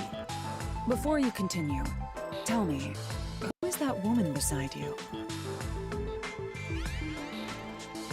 But Shinigami doesn't appear to be the kid's forte, right? Yeah. Yeah, according to her, she's just a death god that we made a pact with, but we can't remember why we did it. And we're not allowed to have access to our prior memories. Her name is Shinigami. I think the simplest way to describe her is that she's a guide for the mystery labyrinth. That's me! I'm also Master Scary Cute Mentor. On to my next question. You're just gonna ignore me? You mentioned the Nailman case just now. I had heard the rumors about that around town. Why are you investigating that case? Huh? What are you talking about? We were just investigating the Nailman case together. The Nailman? We were pursuing that case... together? You don't remember? There was a young boy who wanted to hire a detective and you turned him down. I do remember you received a request from a child about some case, and you ended up seeking my help. The cost for hiring me was 5,500,800 Shin. You remember the exact amount. but I can't remember what the case involved. I do vaguely recall investigating something. My mind is clouded. I don't remember exactly what was being investigated or what was discovered. Wonder why that happened. Could that be? Yeah, it's because of the Mystery Labyrinth. The Mystery Labyrinth is a fortress protecting the truth, so outsiders usually can't reach it. If someone did happen to wander in, their memories of the case would be locked away. Though, if you have a pact with me, you wouldn't be affected.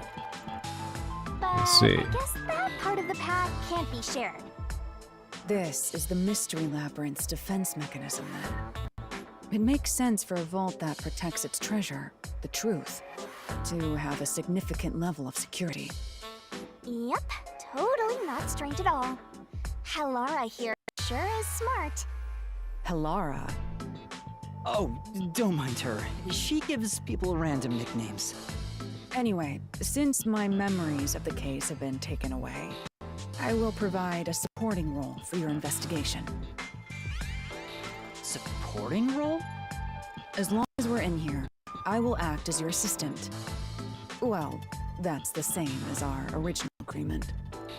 That means we can't rely on Halara's detective skills to blast through this dungeon. That's unfortunate, but it's still nice to have an ally. Hey, Master, before we head into the Mystery Labyrinth, let's do that thing.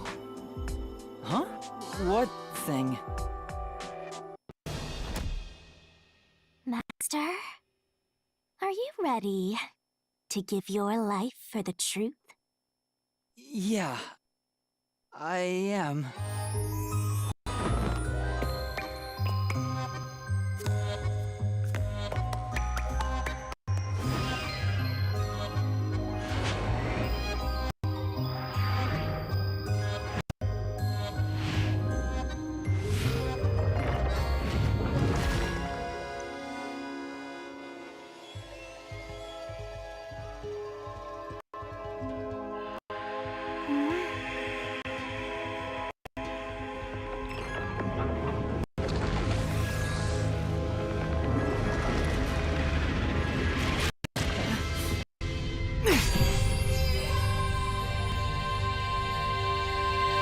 Well, this world is just full of surprises. I assume the sword is used to cut down enemies interfering with your progress through the Mystery Labyrinth. You're right. It's a special sword that can interact with things here. I better materialize the solution keys I got in the investigation, too.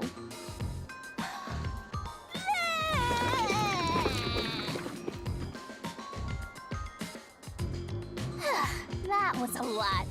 Here you go. Do you have to vomit them out every time? What? Should I use a different hole in?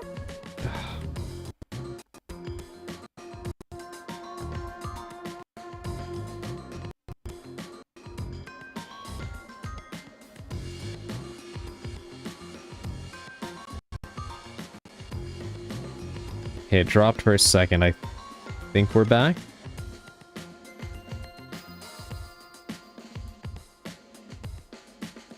Can you all see me again?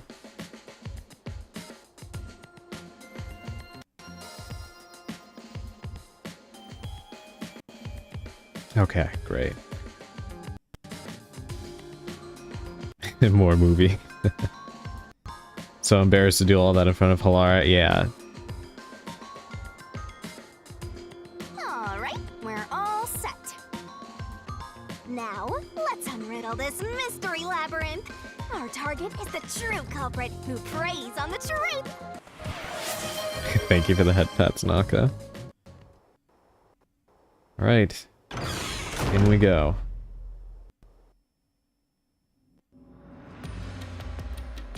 I understand that progressing through this mystery labyrinth will allow us to obtain the truth. But what happens to us if we can't find it? We'd be lost, wandering around here forever. But as long as we reach the truth, it doesn't matter how much time we spend here. Oh, I forgot to mention this, but there's a time limit for solving the mystery labyrinth. That's a bit of an important detail to forget. Oh, what? There's a limit to how long you can stay in here. Stick around too long and your soul will leave your body behind. Your soul will wander until it's eventually absorbed by the mystery labyrinth, and you vanish entirely. In other words, you die. Oh, I know what that sword pull came from. Revolutionary Girl Tina. Really, I can believe it. There's a ton of references in this game to other things. I haven't seen that show, even though I really have wanted to for a while. I've tried to keep myself as spoiler-free on it as possible for a very long time. So I can definitely believe that they took inspiration from that, because they've already referred to a lot of other, like, media things, including other anime and stuff. Why are you laughing? You should have told me this a long time ago! Oh, relax. Quit whining. A detective is bound to die anyway. Isn't that right, hello? It's no different from our usual line of work. A detective's life is always on the line. See? Listen up, Master. You might learn something. You're taking this awfully well, Halara.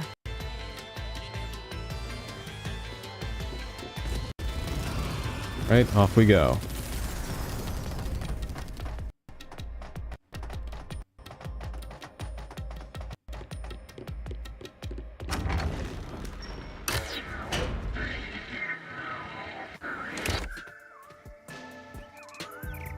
What's this? They seem to represent the 4 crime scenes. I assume that solving all 4 will allow us to progress. Oh, I see. You see? Master, this is your job. So what's first? How about starting with the clock tower, since it was the first one you investigated? If the numbers are set chronologically, then the clock tower would be the 4th locked room mystery.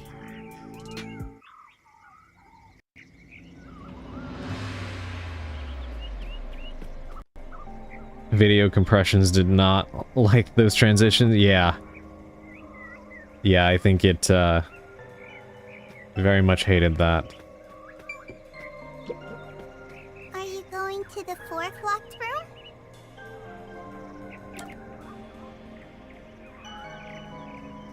Alright, we'll start with this.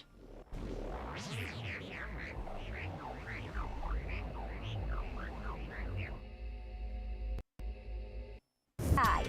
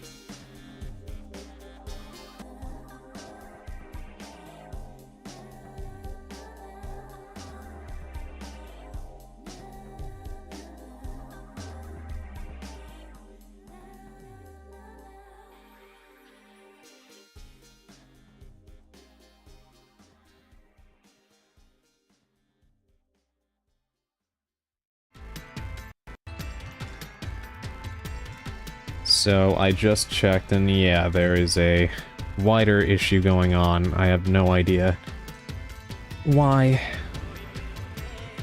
So I'm gonna try my best to continue the stream, but something is going on with the internet right now.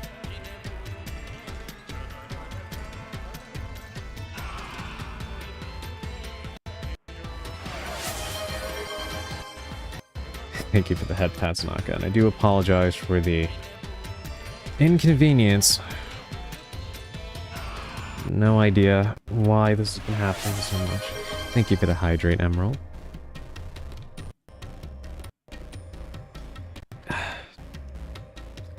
And the stretch. Thank you, Augustine. It's no worries. Welcome back. Thank you. Okay. Alright. I'm gonna try to get through this.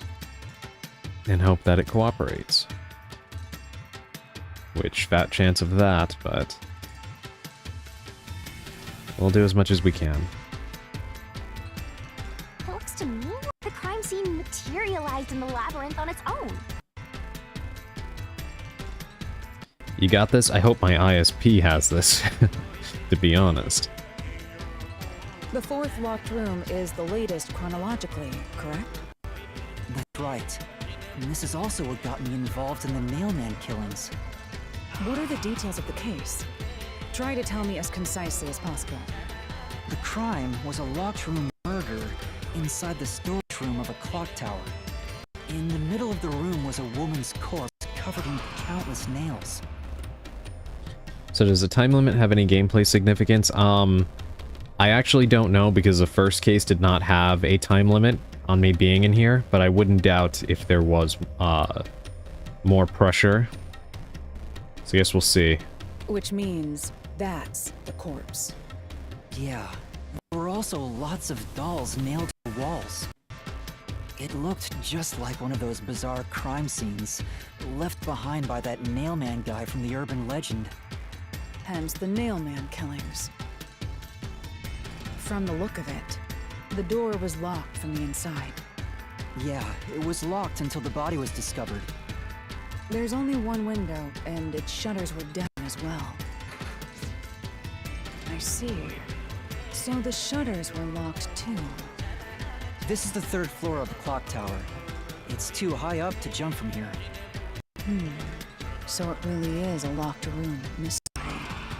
Hey! If this is a locked room, aren't we stuck in here too? Oh no!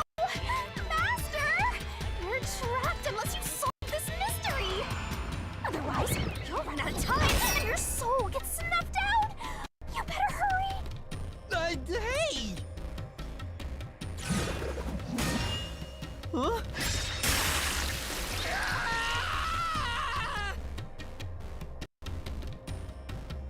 I see. So that's how to make the questions appear. I'm surprised you're so calm after seeing that. Yes, so Shinigami mutilates me with a scythe in order to get the questions to appear. Here! It has to be here! The culprit must have escaped through the window. And your reasoning? When I arrived at the scene, the window shutters were closed. It was wet underneath the window, but I could tell it was already starting to dry. Which means the window was open not too long ago. It's likely the culprit escaped through the window and closed the shutters on the way out. Is it possible to close the shutters from the outside?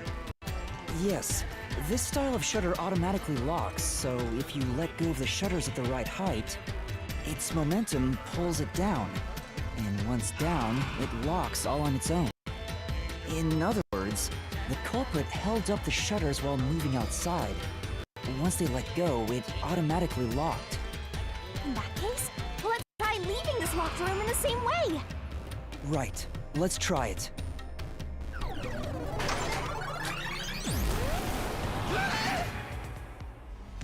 The nailman. have already been solved. Whoa, check out that hair. Is he that peacekeeper? Mystery Phantom! People covering up the keys in the real world are manifested like that here to stop us! You think the culprit really escaped from here? This high up? If you fall, you die. Why don't you give it a try? Help!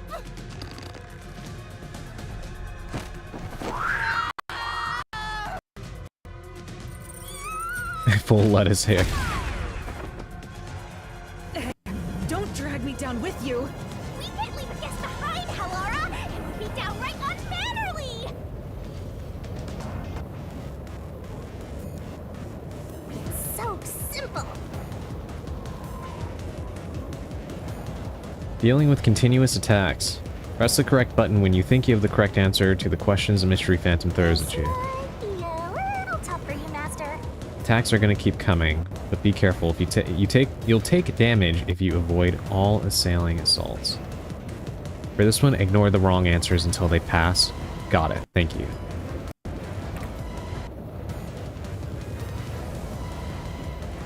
Yuma, the mystery labyrinth is a manifestation of a mystery. So solving it will get us out of this, right? I think so! The culprit wouldn't have fallen out of the window like we did. They would need a tool to get up and down. A tool? You should have found something during the investigation. I was helping you, after all. You must have seen the answer with your own eyes. Try to remember.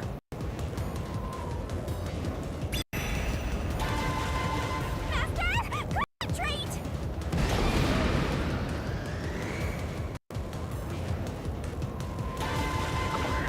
No! I can't dodge it!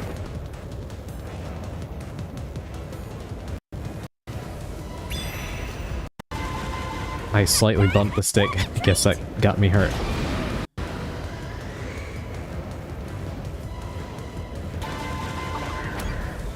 This must be it! That's it! We found the burnt remains of that rope in the incinerator at the church. The culprit had used that rope to escape through the window.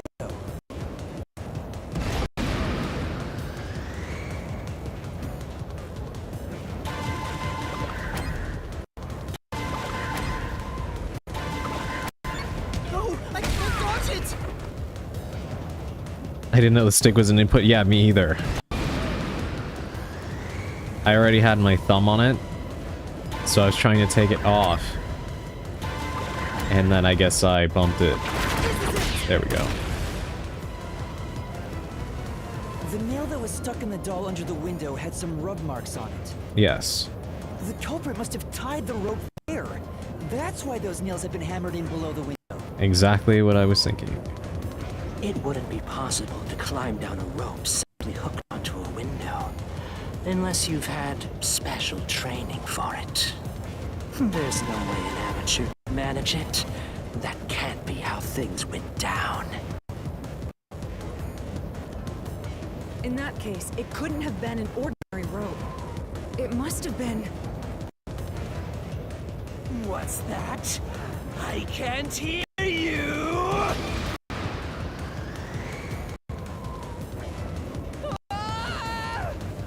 Don't worry, I'm right here with you. In spirit, anyway.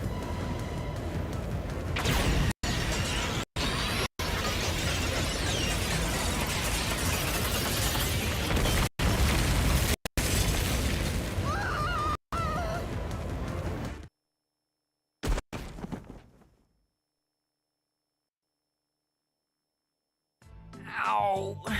We're alive, I think. Yuma, are you okay? Yeah, thanks. You saved me, Hallara. Correct. It's all thanks to me. Money well spent, no? Well, it was a lot of money. Come on! Are you two just gonna keep staring at each other all day? Let's get out of this locked room! Right. So this is the rope ladder in question.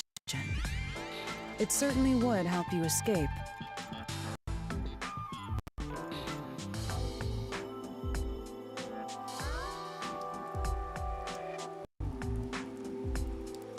The details of the case are still unclear to me. Was this found in the church's incinerator? That's right. It didn't concern me at the time, but it makes sense now. The rope can be folded in the middle, and then the ends can be connected together. And that's how they made a rope ladder. What makes you so sure it was used here?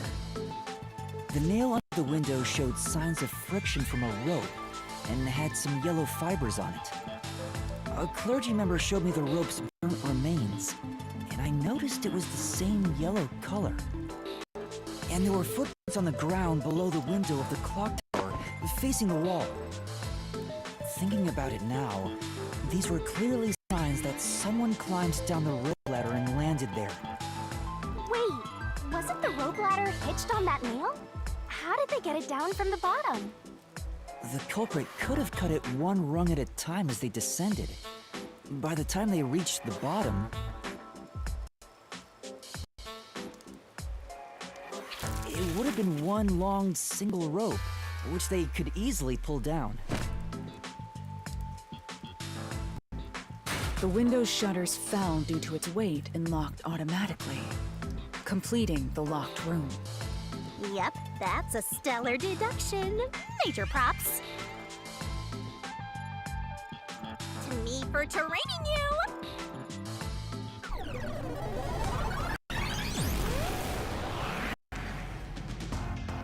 The culprit used that rope ladder to escape the clock tower. What of it? Back!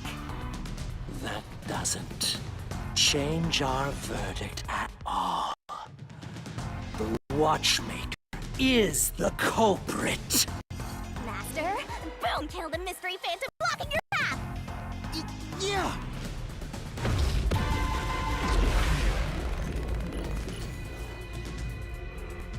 I like how they just refute all of the evidence with who cares, basically.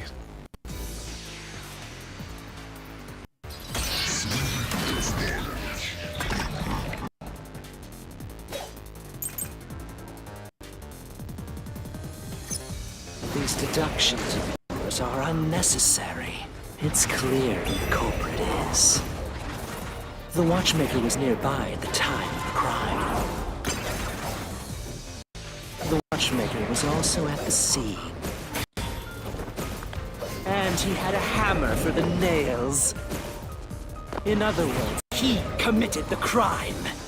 After committing the crime, just as you deduced, he created that locked room and escaped via the rope ladder.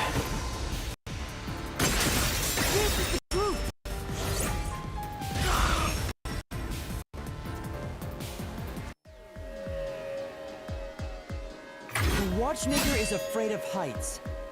Makes you wonder if there's a point fighting the corrupt Amaterasu. Yeah. All evidence can be ditched by I am the law. Yeah, both very true statements from both of you. He couldn't even look out the windows as he went up the tower. No way he climbed a rope ladder that high up. That's actually why I understand why Yuma doesn't want to jump right to executing these people, because that's essentially what we're doing. When we complete these labyrinths, we kill the killer, or more accurately, Shinigami does. But it might be the only way to really get any kind of justice, given the fact that Amaterasu just doesn't care. Because even when we solved the first case, they just basically shrugged it off, and if it wasn't for Yako, then we would have been arrested anyway. So it's impossible for him to have committed the crime. He's not the nail man. Damn you!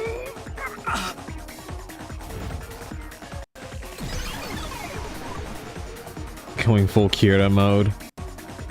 You said these mystery phantoms try to cover up the case, right? Kind of, and it kind of makes me wonder how our feelings towards this are going to evolve as the game progresses.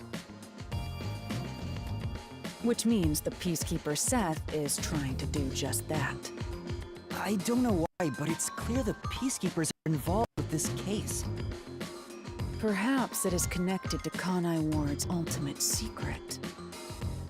All the more reason to seize the truth. Let's go. Right. Jeez, who's the protagonist here? It's Emerald. Emerald is the protagonist.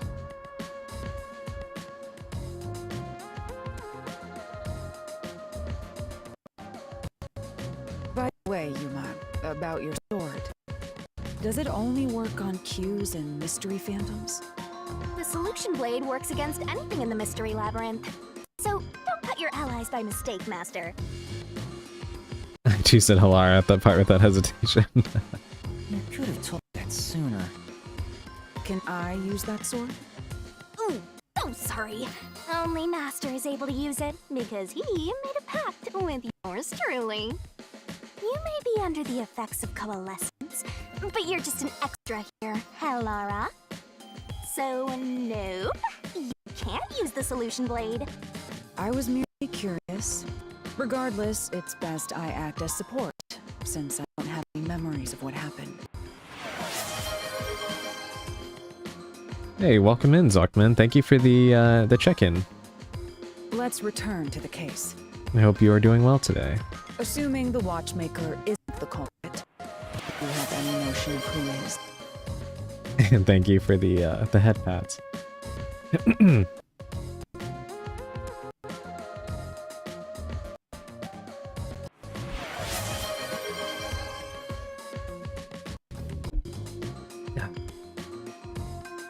And the hydrate, and the stretch, and the posture check.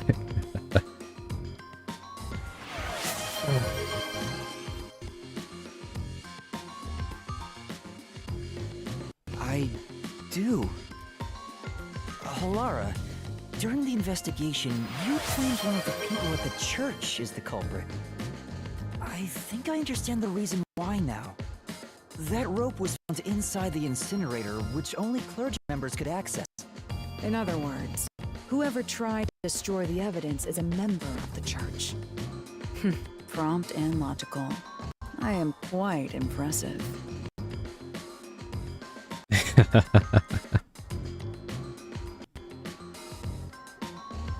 Yes, you are, Halara. Wait, you're tooting your own horn?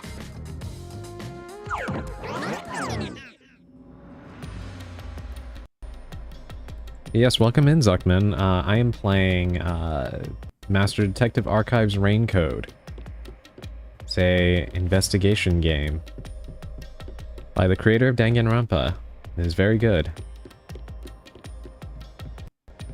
We're in the middle of trying to solve a case. I see. You solve mysteries like this to progress your way through the labyrinth. Whoa!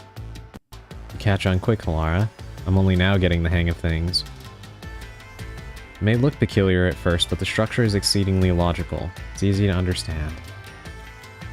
That's amazing, Halara.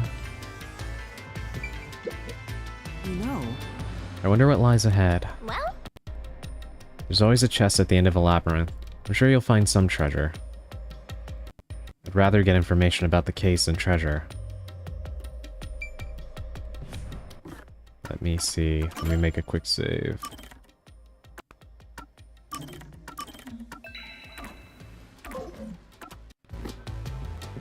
Alright, let's see what we got. hey, a treasure chest! Can I open it? Check it out! A new solution key!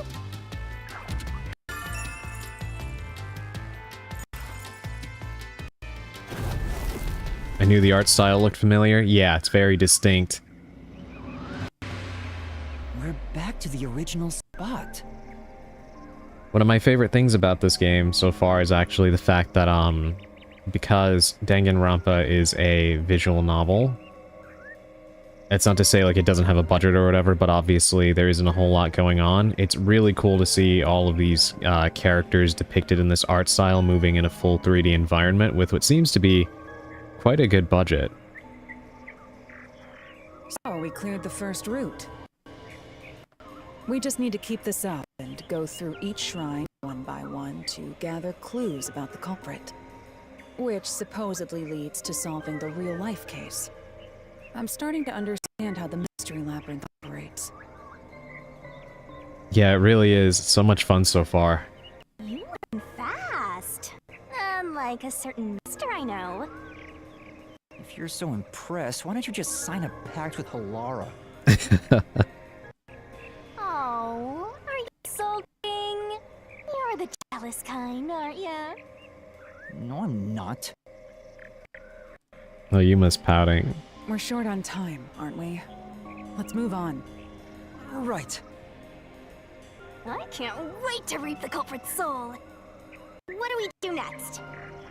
You can choose whichever you want, so why not start with the one you're most confident with? Let's see. Alright, the one I'd say I'm most confident in next is the first one. Because there are aspects of 2 and 3 that I am absolutely still The first stumped locked room about. happened 6 months ago in a secret club in Kamasaki district. An old geezer was nailed to the wall in an underground casino. When she words it like that. If you think you're up for it, then let's solve this thing. Are you going to the first locked room?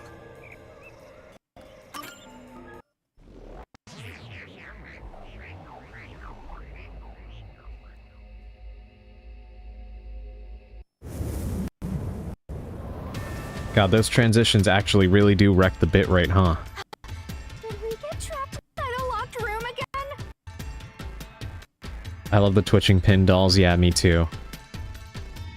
But if the mystery isn't solved, then I won't escape this place. Trapped in a cramped room with these two. Sounds kind of fun, actually.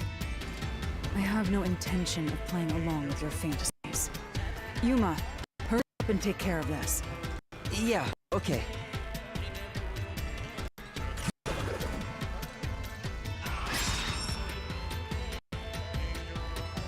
This is where I used Halara's forte with my coalescence for the first time. Post-cognition allowed us to see the crime scene as it was in the past. Some things were obviously different. Those are most suspicious. Where did the culprit flee from? And that would be the vent, because they used the nails that were bent downwards as a sort of ladder. I know! What about the vent? You believe the culprit escaped through the vent? Yes, I'm sure of it. When I saw the crime scene with your post-cognition, the screws on the 4 corners of the vent cover were removed. Which means the culprit must have escaped from there.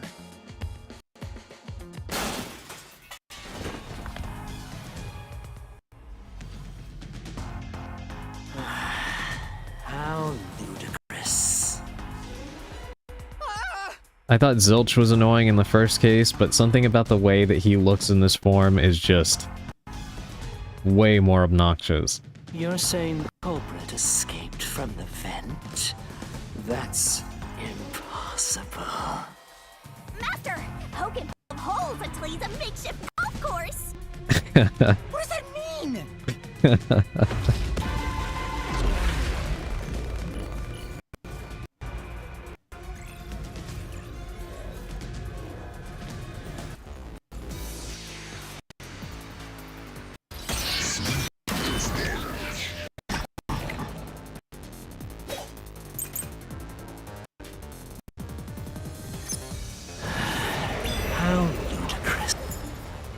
For some reason, Seth was the most memorable mystery phantom for me. Well, with that head full of lettuce, who could blame you? I do like the spiky monocle, though. It's awful, and I love it. Yeah, it's an interesting interpretation of his already oversized, disconnected monocle that he has. Alright, let's see. We have 2 keys here. The door key, nails beneath the vent. It's probably going to end up being this one. They used the vent. Ow. That's utterly impossible. Think of where that vent is.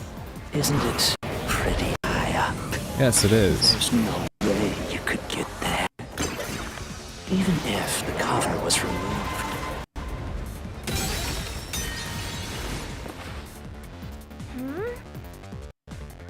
Then...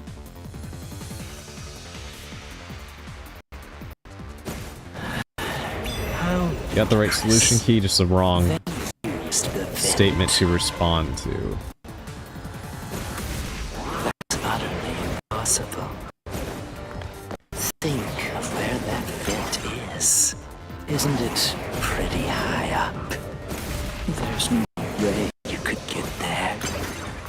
Even if the cover was removed. There's no foothold to use to reach it. There we go. Through this mystery.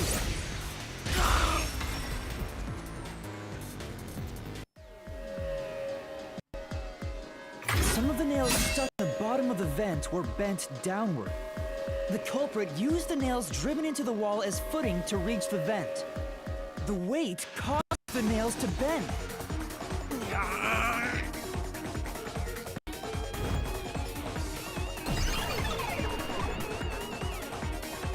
Yeah, exactly. No response.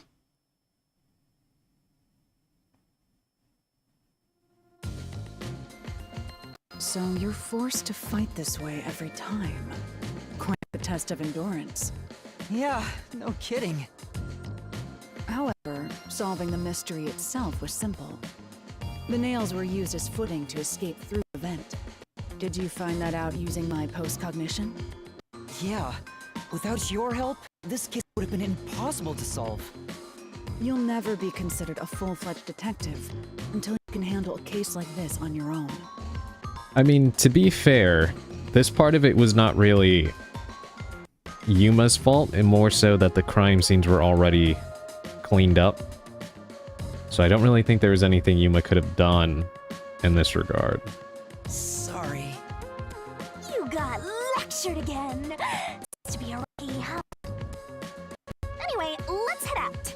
I'll use the nails on the wall as footing, just like you deduced. Right, let's hurry.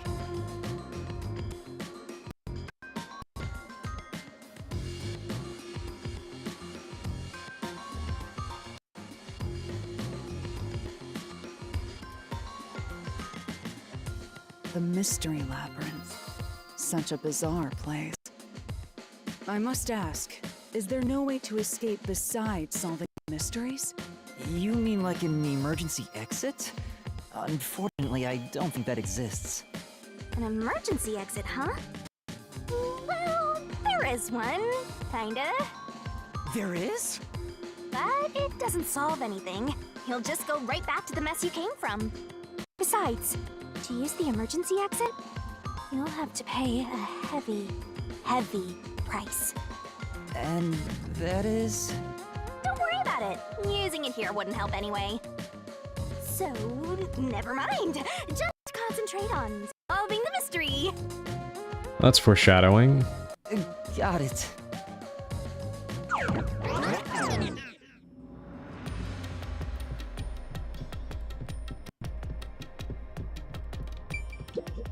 If it's like before, there should be a solution key here.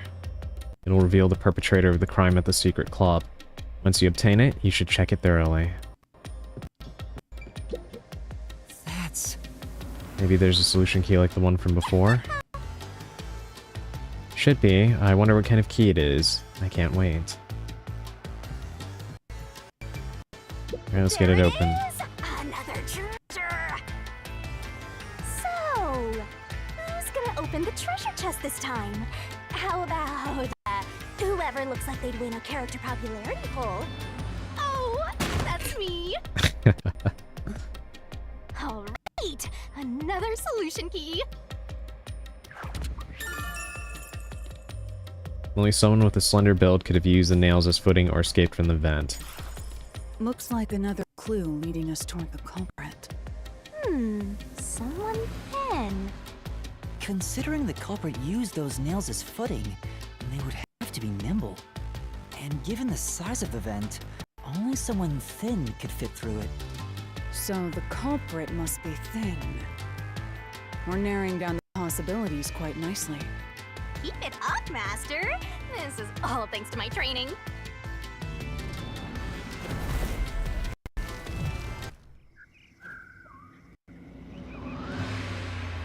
All right, let's keep going and solve the remaining locked rooms.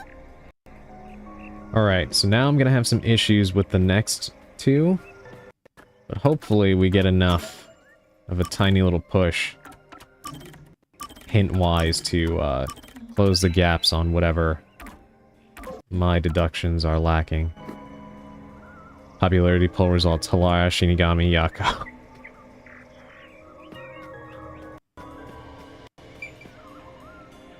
Guess it is a nun, because church-related slim. I'm thinking that it's kind of weird, like, it's hard to know for sure in terms of, yeah, like the way the size is here, because I would think it would be her who would be able to get through that, but, you know, sometimes video game logic, you look at things and it's like, well, I don't think that person would be able to fit through there, but they may not think the same way. Because looking at them all here, that's why I immediately ruled out the larger man over there wearing the red robe. But the thing is, to clarify, they just mean a large build would not fit. Yeah, exactly. Yeah, I don't think it would necessarily have to mean it would be particularly the nun, and I say that because if you look, the priest is not very, like, large. He's quite thin. And we also have to remember that the nun has an injured right arm, or at least so she claims. She could be faking it, of course, but she is wearing a sling, which would make it, you know, incredibly hard to do the things that we have seen the killer do thus far. That is, traversing the rope ladder and climbing through the vent. Again, unless she possibly injured herself doing one of these things, but we don't know how recent her injury occurred. And if it was obviously injured sometime before the fourth killing, that would probably rule her out. Again, unless she's faking the injury. The best mysteries obscure the economy of characters until the end. Yeah. Alright, so we're gonna go to the second locked room because like I said, I'm still missing some details on it. Most notably, I'm very confused about what the killer did regarding the resin doll and the thin rope mark that we see on the back of the victim's neck. Because if we look at our solution keys, we'll go over this before we enter.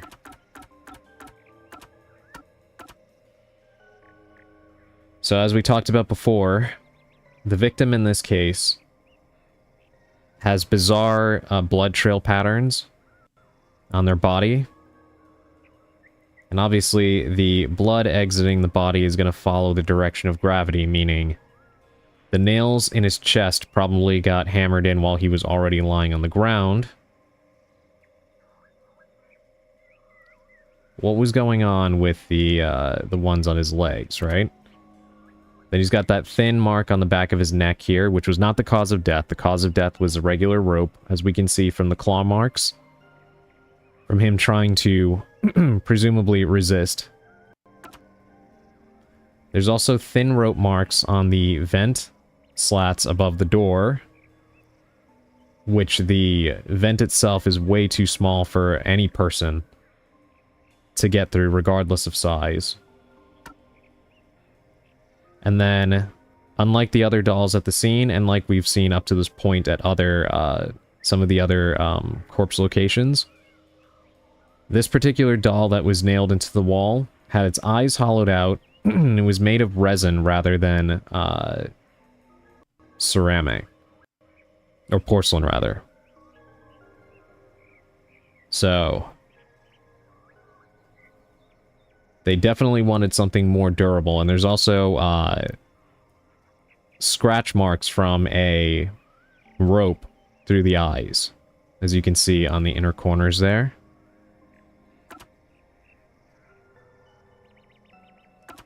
We have the floor plan showing how it's all laid out. The key to the room was located under the victim's body, and there was only one master key. There was no copies or the ability to copy it, and the room was locked from the inside.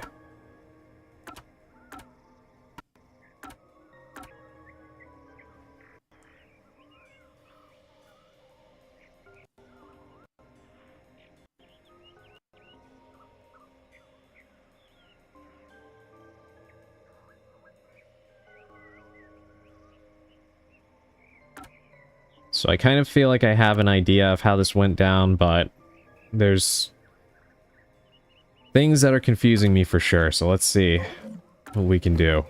But I definitely feel more confident about my idea here than I do about the third one. So we're gonna go here first.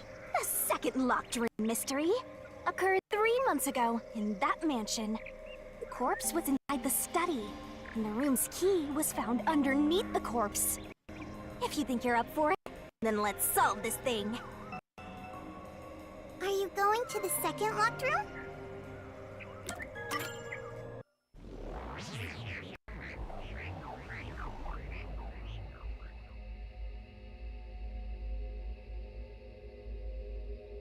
I'm surprised the bitrate didn't tank that time.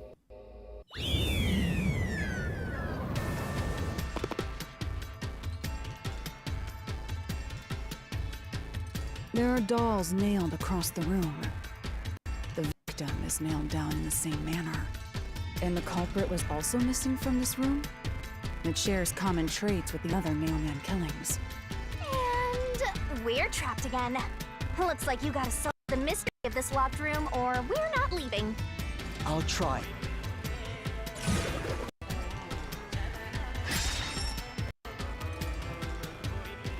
The door was locked when the corpse was found, and the only key was underneath the body. There are no windows that could have been used to escape, and the vent is too small to fit through. So how did the culprit escape from here?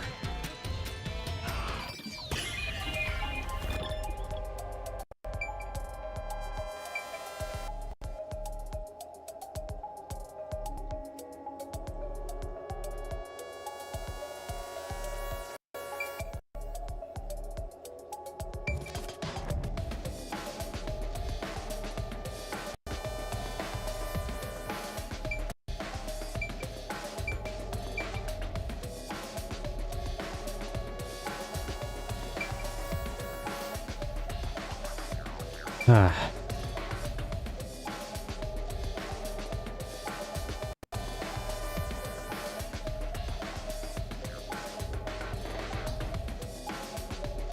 Is there a light in the library? Yeah, this thing right here. There's a light on the, desk. No, it can't fit a secret door. Oh yeah, I thought about that potentially too. But you know what?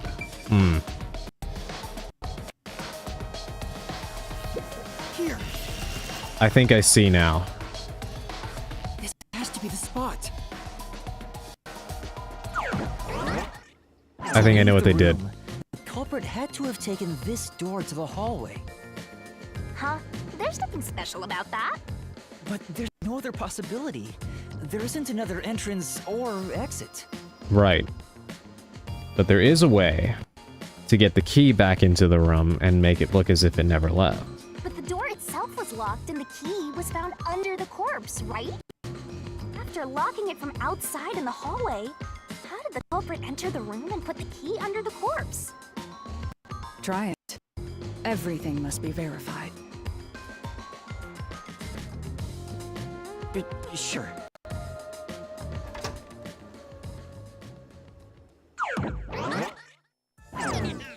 After committing the crime, the culprit went out to the hallway with the key in hand. He then locked the door. Assuming that's the only way to create this locked room, the problem is... What are you going to do with that key in your hand, Master? Don't tell me you still have no idea. Oh, hold on, let me think this over. We should go back inside for now.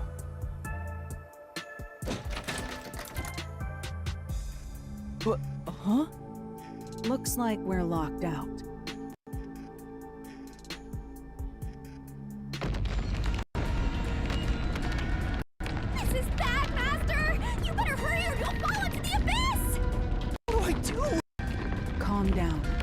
just need to solve the mystery.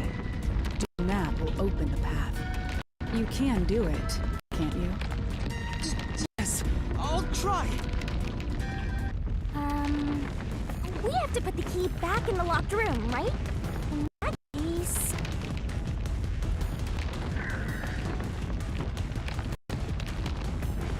That's right. The key could be slid through the gap in the vent cover above the door. And if they managed to throw the key right under the corpse from here...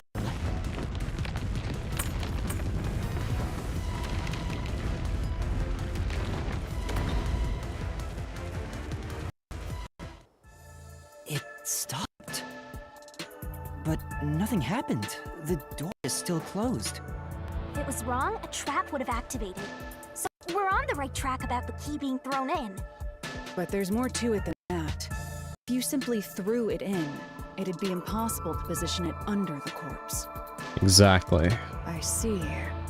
So this is the vital clue for this locked room. I'm beginning to understand what happened here. Oh, Lara, have you already solved the trick to this locked room? You haven't? Hey, quit playing hard to get and tell us. Or just me. You can whisper it in my ear. If you want information from me, you'll have to pay a fitting price in Xian. Guys, my internet went off. I'm with my phone, so I guess it's going to be it for me tonight. I'll see you next time, okay? Take care and have fun. I'm so sorry. It seems like I guess we're both having internet issues, huh? Thank you for being here, Sally, and I apologize that that happened. But thank you so much for being here, and have a great rest of your night. Try to get some rest.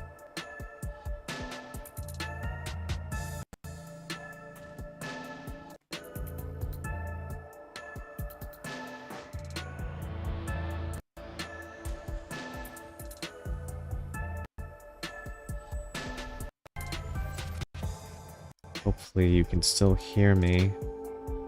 If not, let me write this out.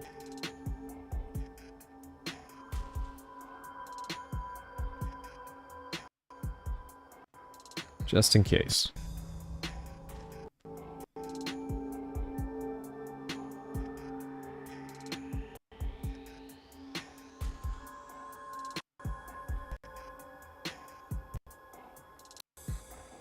Of course, I don't work for cheap.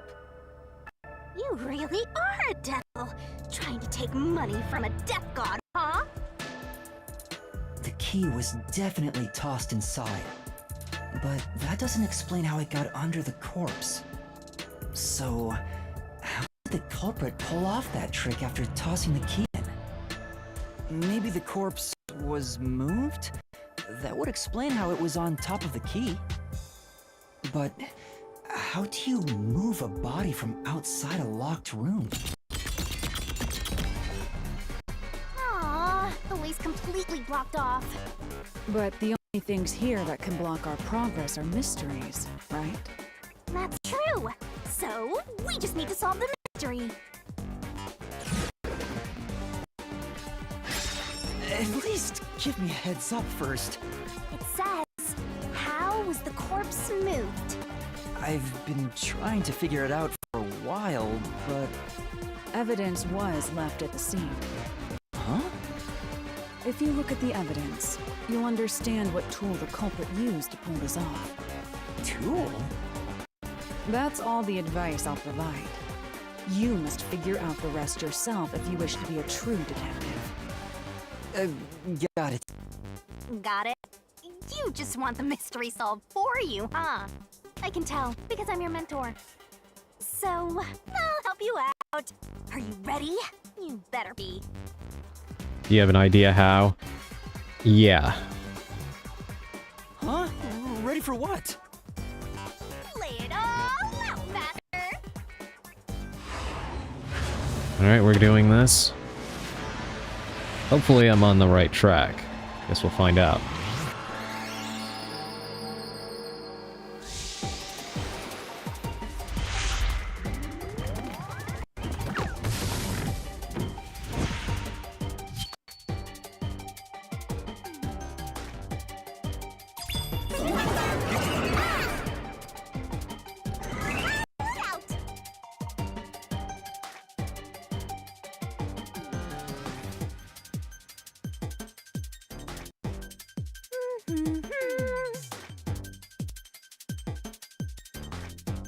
Alright, what's the word I'm looking for here?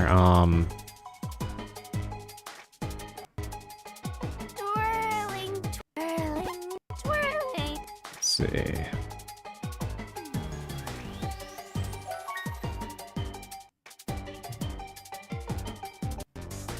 There's scratch marks, but... Twirling, twirling, twirling.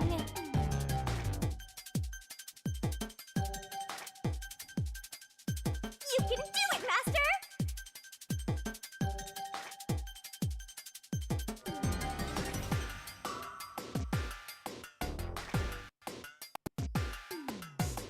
Tick tock, tick tock. Yeah, I know.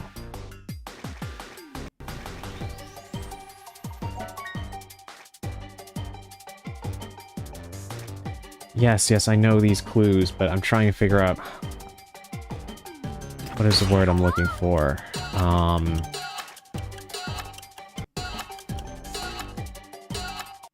Tick tock, tick tock.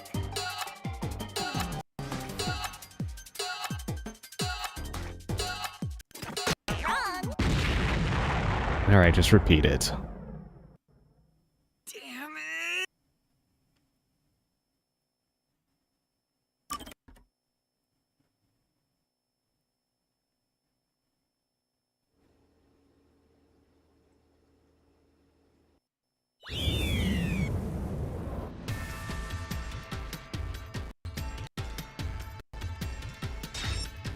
God, I have to freaking... Don't worry, we're only watching. Yeah, no pressure. Here. Hey, thank goodness we at least have a, fast forward button here. The old streaming choke, yeah, happens to me a lot.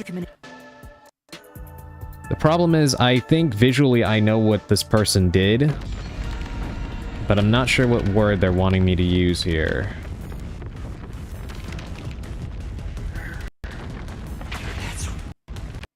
I do wish that there was a,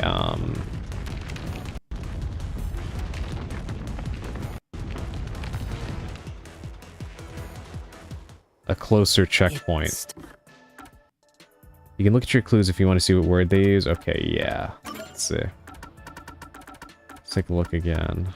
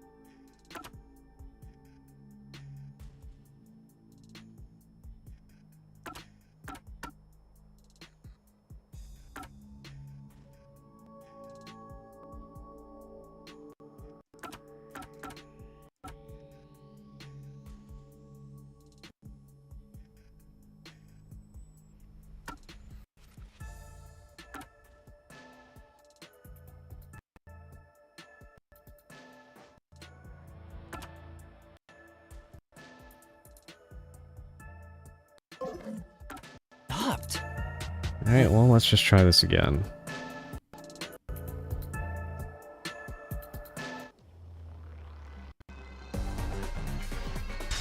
Frantic pointing.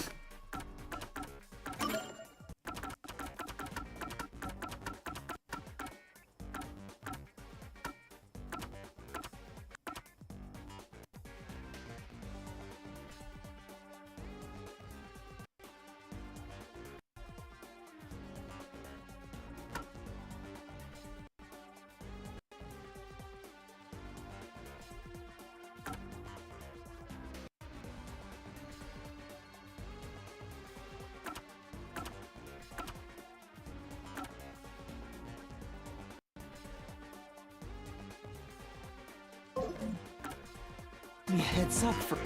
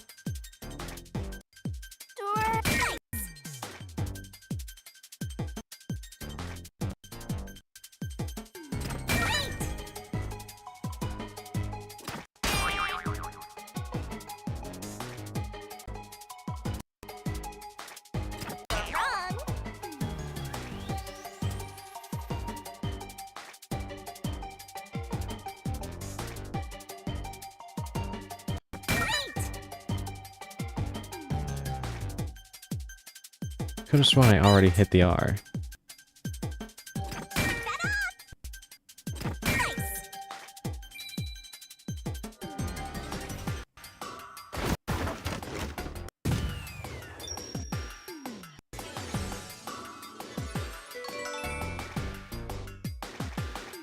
And of course I feel like an idiot because I miscounted the number of blank spaces. That's why I didn't think that's what it was.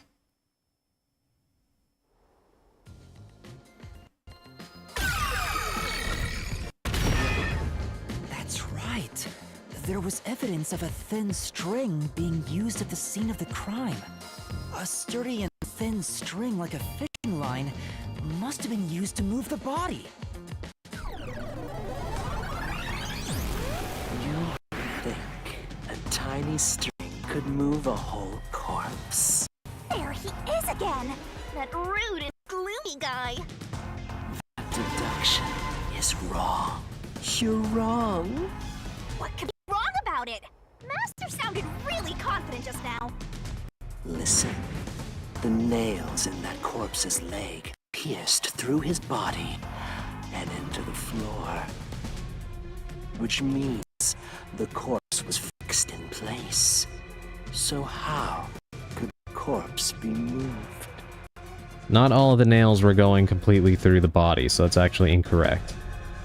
Nah, you were distracted by Anime Girl in a Swimsuit Classic game design.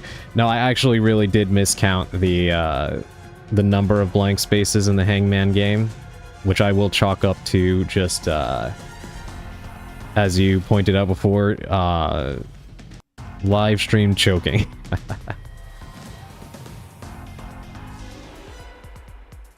Oh, true. If the corpse was stuck in place, it'd be impossible to move it.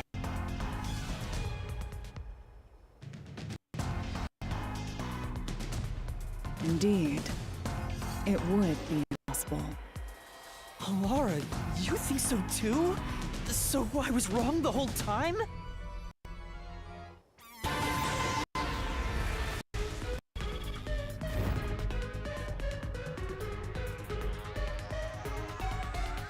Huh? We keep getting dangerously close to the connection dropping. It keeps dipping so low. The truth is slipping further away! Of course it is. Because your deduction is wrong. You people will never reach the truth. This is the end. Master, let's take him down first! Yeah.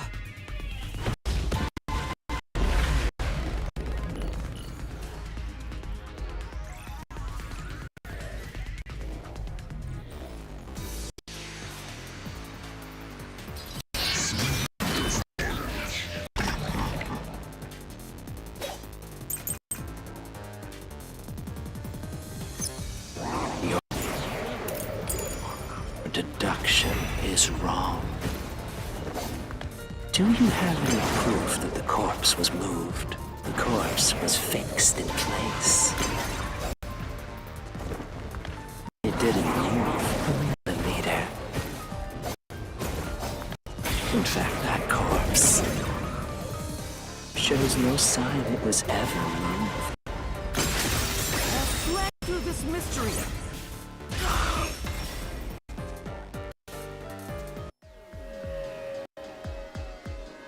No, there was evidence the body had been moved. The upper and lower parts of the body bled out differently.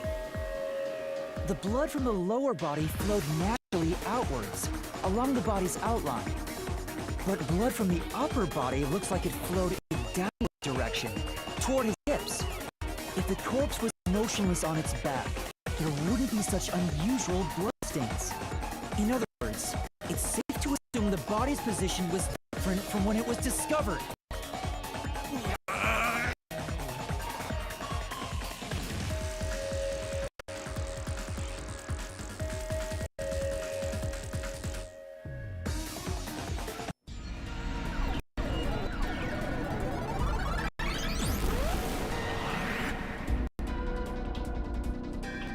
What? What's this? Ugh, gross! We gotta hurry and get through that door. Unusual circumstances. It doesn't matter. As long as the corpse was pinned to the floor, it couldn't be moved. You can't change the truth. Even this didn't work? Am I just wrong about it all? No, you're correct. The answer you've reached using the evidence is the truth. Laura! There's no doubt a fine string was used in this case. Evidence at the crime scene indicate the corpse was moved. So all that remains is to answer, how was the pinned body moved? That bizarre blood stain holds the clue to all of this. I know he's speaking on a megaphone, but that was loud, yeah. The bloodstain? If the bloodstain is the clue for how the body could be moved, even while pinned... Master, we gotta chase after the door! It's getting further away! Yes, because if I remember correctly, the nails were not going all the way through his chest to the floor in the same way that they were in the legs, and he's got the string mark on the back of his neck. Hey, wait! Won't let you!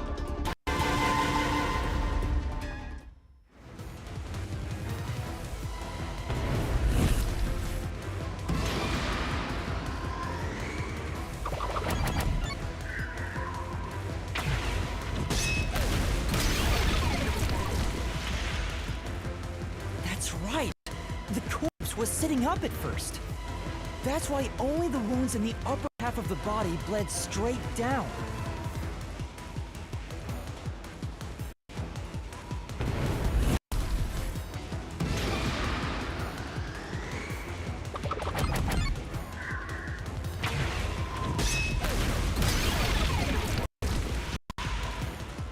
The string I mentioned before was thin but sturdy. It was all over the room, holding the body's upper half in place. That's the reason only the corpse's neck had marks on it.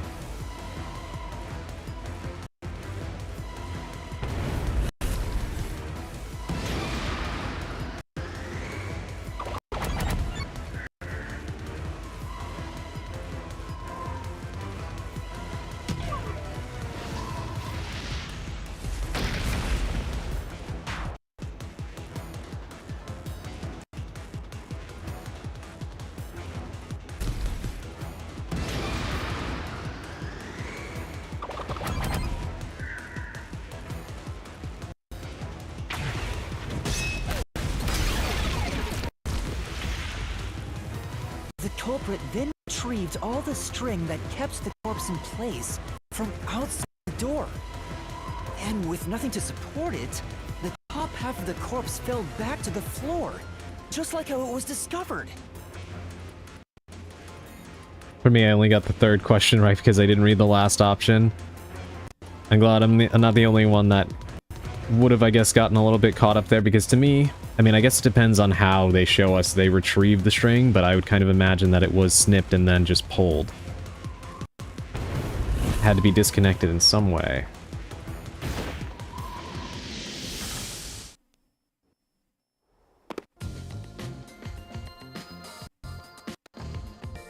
It appears this locked room mystery will finally be solved.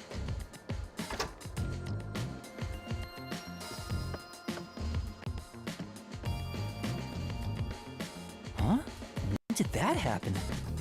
Maybe you're supposed to recreate the locked room in the same way the culprit did. Master, you know the answer, right? Let's finish this! Right.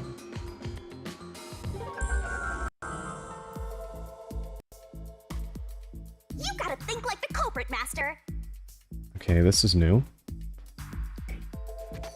Think about how the culprit created the locked room and follow the same steps to complete the room. That place is suspicious. Inspect items. Following the sequence of events, some of the items weren't used in the crime, so be careful. You have to recreate the culprit's locked room mystery.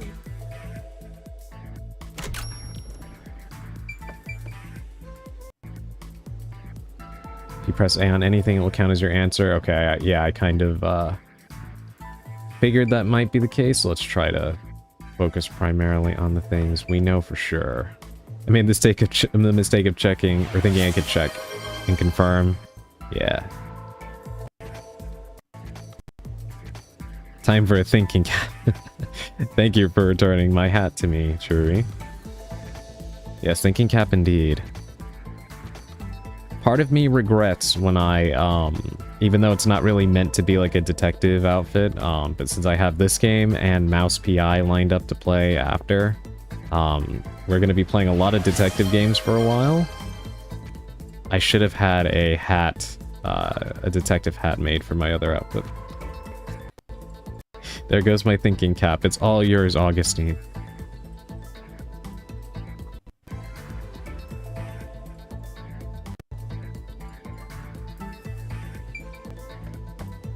So we need this to be correct sequentially, right? No cap.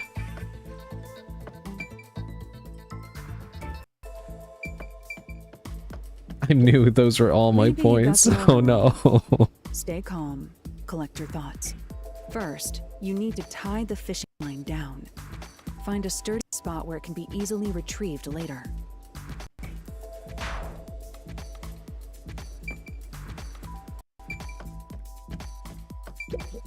Maybe you got the order wrong. Alright, so... exactly what I was going to do first, right? First, up here. A knot was tied through a slit in the vent. After that, the fishing line was drawn away to another location. In terms of sequence, it'd probably be easier to start with things that are fixed in place.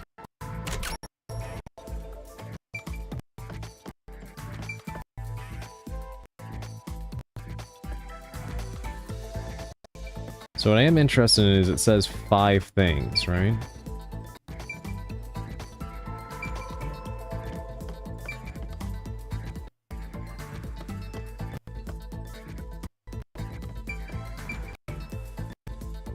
That's it!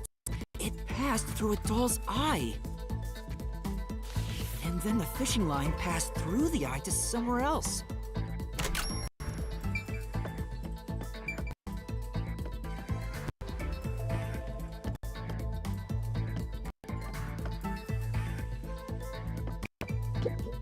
No, you...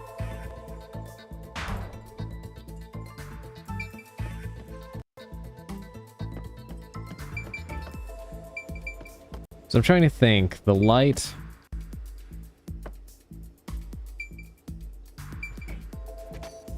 okay, yeah, what we're seeing is what Halara had showed us. So the light was already down like this, right?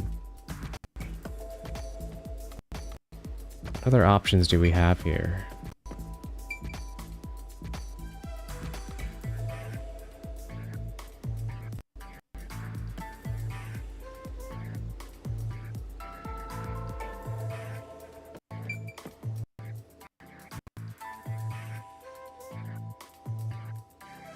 Health is really lenient right now. I'm kind of glad that it is, because this is a little confusing.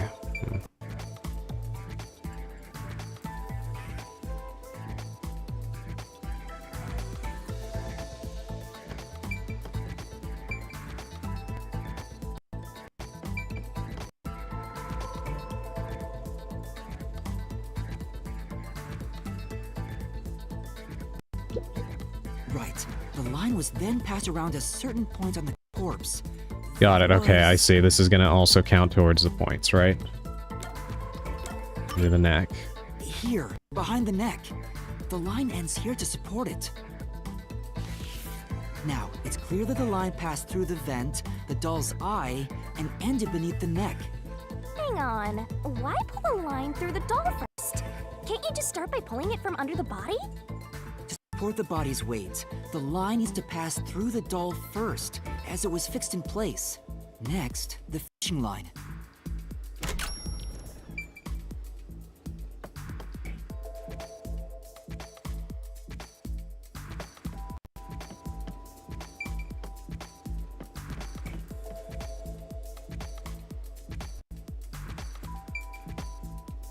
This one is my favorite one, so you know it's unnecessarily complicated.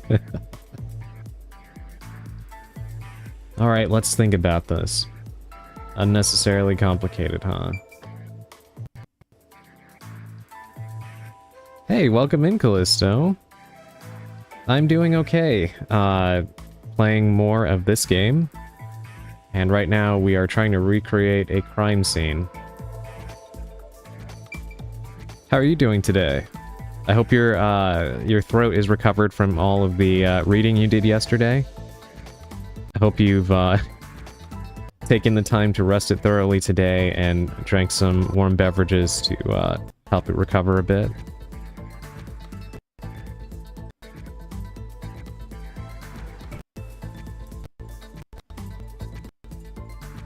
Hold on, I want to do something real quick.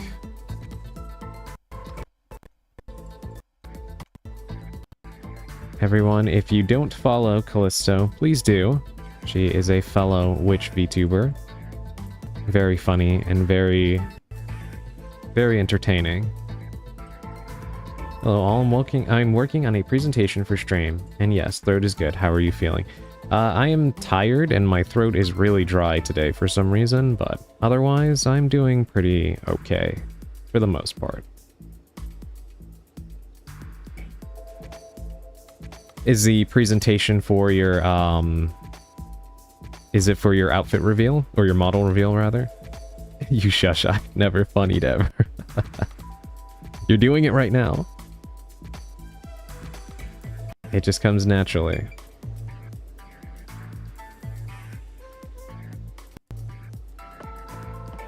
Alright, so this is unnecessarily complicated, right?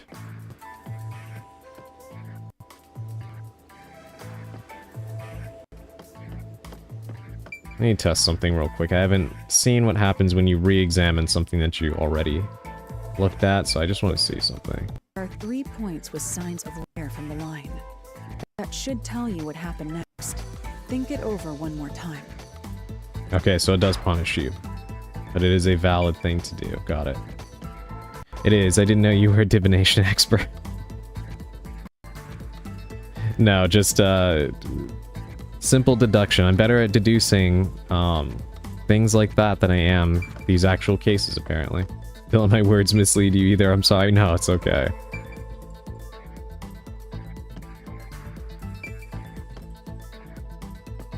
I mean, I would think it would go back over here, but...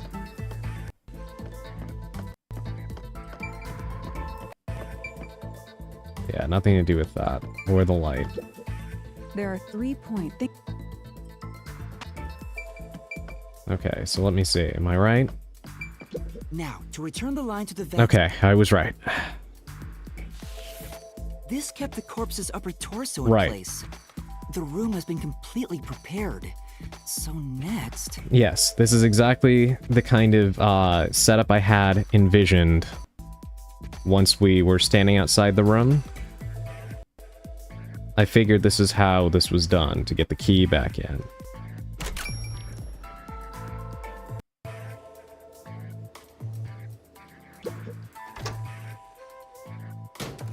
The culprit exited through the door and locked it with the key. And then...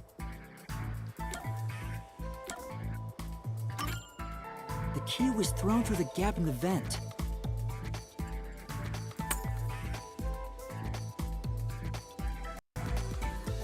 If the culprit managed to drop the key next to the corpse, the only thing left was to untie the line. Then... the corpse, which was supported only by the line, would fall face up on top of the key. That's how the culprit created the locked room. Hooray! You did it! That's my master! Alright, there we go. Actually, I'm kind of surprised that was actually easier than I thought it was going to be. That's pretty much exactly the way I envisioned it, so I thought there was going to be some weird monkey wrench thrown in, and I ended up overthinking it. The bloodstains were strange. But yes, I am looking forward to your model reveal on Friday, Callisto. The length of the nails driven into the upper and lower body were different. The nails on the upper half didn't penetrate all the way through the body. Exactly, yeah, that's what I was saying before. but the nails on the lower half went all the way through and into the floor. That was how the lower half could be secured, while the upper half could still be moved around. I swear I didn't pay Adrian to plug this. You don't have to. I'm good at plugging things for other people. I'm not good at plugging my own material. That sure was tricky, but you managed to solve the mystery behind it.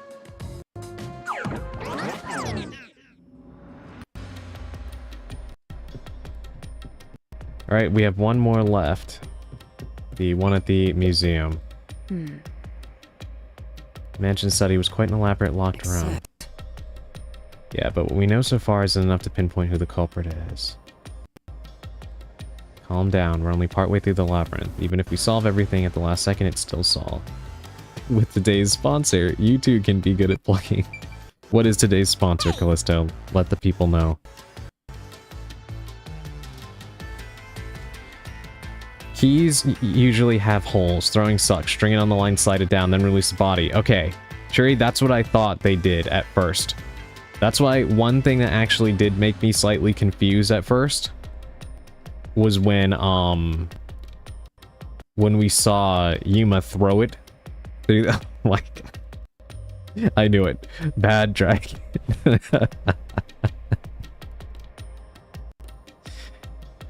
I swear to God, if somehow, some way, I end up actually being offered some kind of fucking sponsorship from this, I'm going to lose my mind.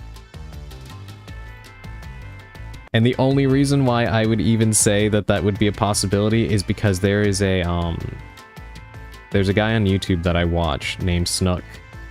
And he reads, like, scary stories and stuff like that. And of course he does, like, the nature of some of the stories can be disturbing and deal with a lot of, you know, mature content. But obviously it's all from, like, a serious perspective. It's nothing, you know, intentionally raunchy. Anyway, one of the times that I clicked into his video, or one of his videos, the sponsor actually was a adult toy company, and everyone in the comments was so confused, as was I, but he just played it completely straight and just read off the material and stuff. It was quite surprising and perhaps unintentionally humorous. So your joke, Callisto, actually, I guess could happen if you keep willing it into existence. If you watch when they talked about the key being thrown, and they actually show that there was a line connected to the key to aid in placing it correctly. Okay, I thought I saw that too. That's why I was very confused, and I do feel like it would have been clearer for me if it would have just been shown from the get-go that it was used to slide it down.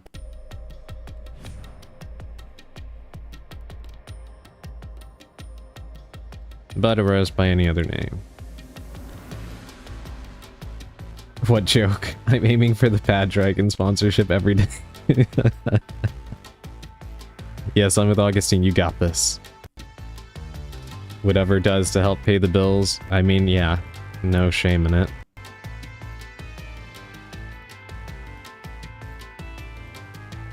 Master, come on down and solve the mansion locked room. Next up to win big, Halara, saving the day. It's a new me. What are you even imitating? Was that supposed to be her impression of The Price is Right? Yep, there it is. We are the first 3 contestants on The Scythe is Right. Alright, moving on. Looks like we finally made it to the treasure chest. Speaking of, don't you think that whoever worked the hardest should get to open it? Which is me, of course.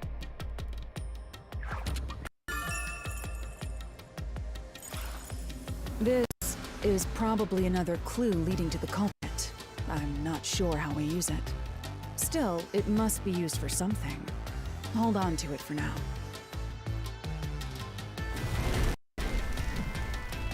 Alright, now we have the final crime scene. Let's solve the rest. Right. I want to review the material we have first. Because this is the one that I was most puzzled about.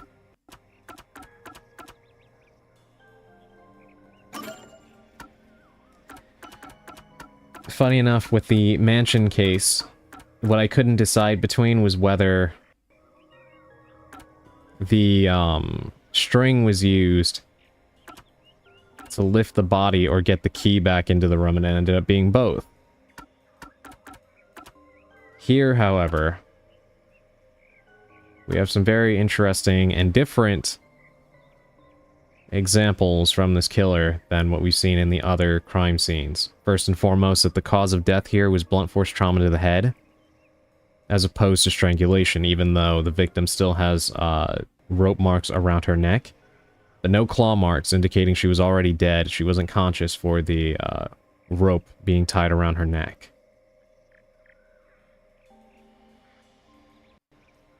The wound is deep and may point to the real cause of death. Let's get a better look at that. And that's interesting because I wonder if that is due to desperation. Like this was the only way that they had an opportunity to kill the victim. Or if this was due to some sort of indication of frustration on the killer's part. Like, whatever reason the killer targeted this individual, they felt strongly in particular about the reason they murdered this one.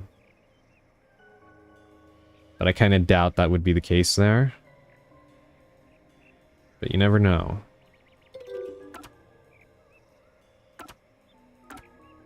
Next thing is the...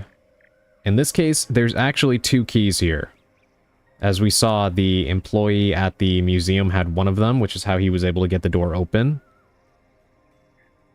But the other key was nailed to this doll here, that was also nailed to a painting. It says, a doll nailed to a cloth canvas.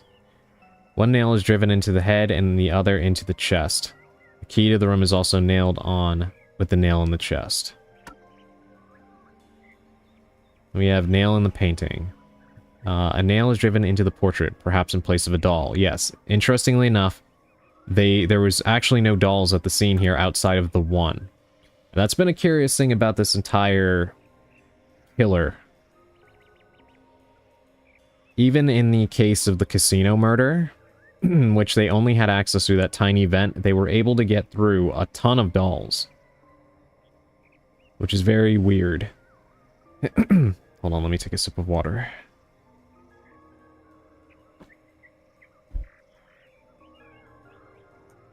But this is the only crime scene in which they only brought one. So they nailed a bunch of paintings to the wall instead. It wasn't just this one, there was actually more. Like the scream was also nailed to the wall, but they don't have it in the evidence here.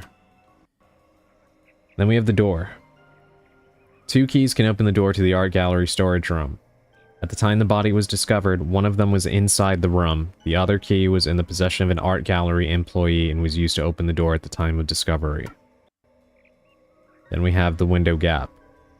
The vent window opens outward, but the gap is only about 5 centimeters wide. There are no suspicious traces on it, and it would be impossible to enter or exit from. Then we have this, paint on the floor. At the time the body was discovered, someone from the church tried to enter and knocked over a paint can. The art gallery employee claims he was the one who unlocked the door but was too afraid to open it. Instead, he watched from behind as a person from the church opened the door. When that person opened the door, he stopped at the sight of the victim. That was when the paint can was knocked over. The person from the church who the art gallery staff member is referring to is likely the worshipper who always discovers the victims.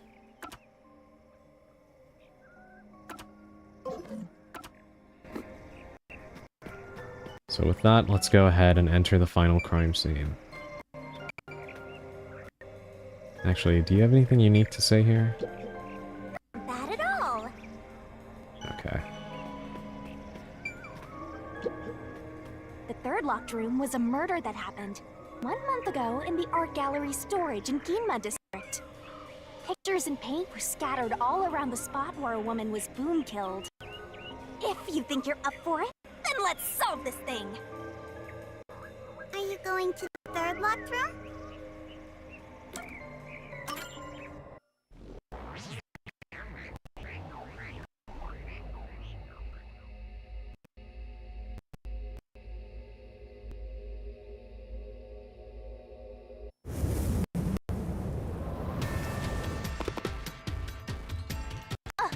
Did we get stuck inside a locked room again? This was the corpse that was discovered by that worshipper, the art gallery employee. Thank you for the hydrant.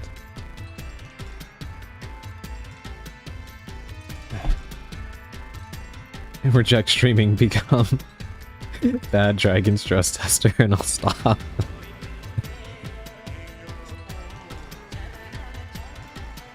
If you say it enough times, then maybe one of the scouts from the company will hear and reach out. At the time of discovery, the door was locked and the key was nailed to a doll inside the room. The scouts. If anything, you're doing more to acquire sponsors than I am. I keep talking bad about companies, and I'm probably forever ensuring that I won't have any reach out to me. The Sailor Scouts really ever change things, huh? Aside from the door, the only other entrance is the window, but it opens just enough to fit a figure in. The frame itself is too small for even a child to squeeze through. How did the culprit vanish from here?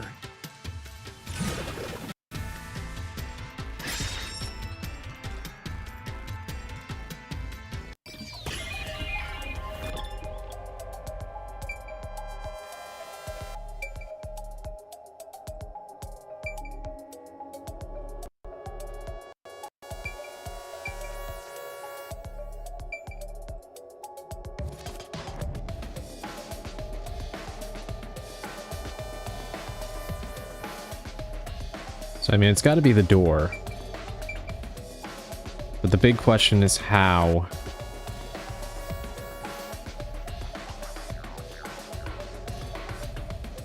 They were able to get the key.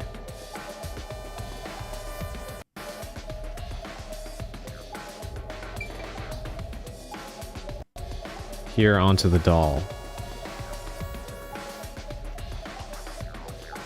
Because there's no marks on the window. They did not use the same trick that they did in the mansion.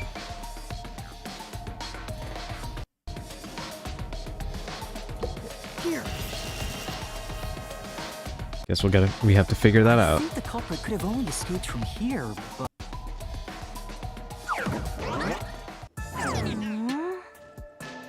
Let's see. Nothing's happening. Maybe you made a mistake, Master. no, that can't be right. It's impossible for anyone to squeeze through that window. They could have only gotten out through the door. I'm sure the culprit had the key and locked the door from the outside after committing the crime. The culprit just used a copy of the key? Would that really be considered a locked room mystery?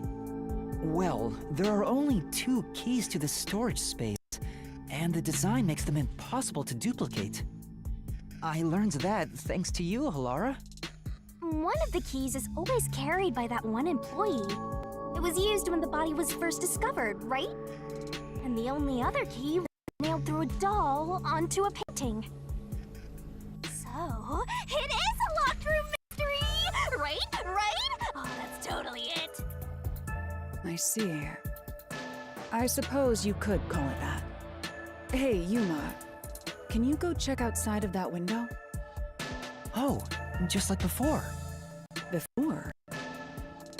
Yeah, you made me do the same thing in the real world when we were investigating this place. I see. Then the answer has already been confirmed. Very well.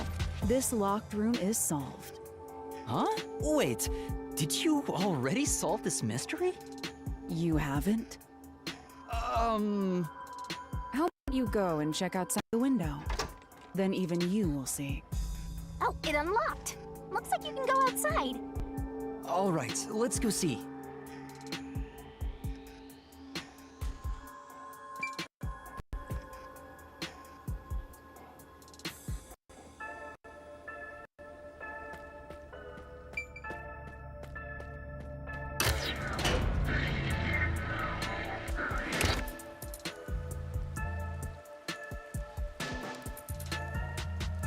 Didn't you already check this in the real world? Why do it again? Deja vu indeed. Lara told me to check it twice. There must be an important clue outside that window. Hey! Maybe the culprit threw the key in through the window. That way, the key would be found inside. Well, how about that theory?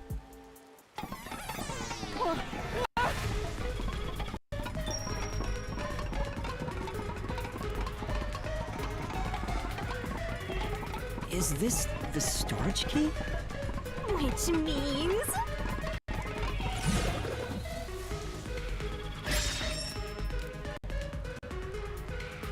This one's a freebie! I was right! Just toss it in there, Master! The culprit threw the key inside? Is that really the right answer? Did the culprit throw the key in from the window? Master! Hurry up and throw the key! Your foot is falling away! You're gonna fall!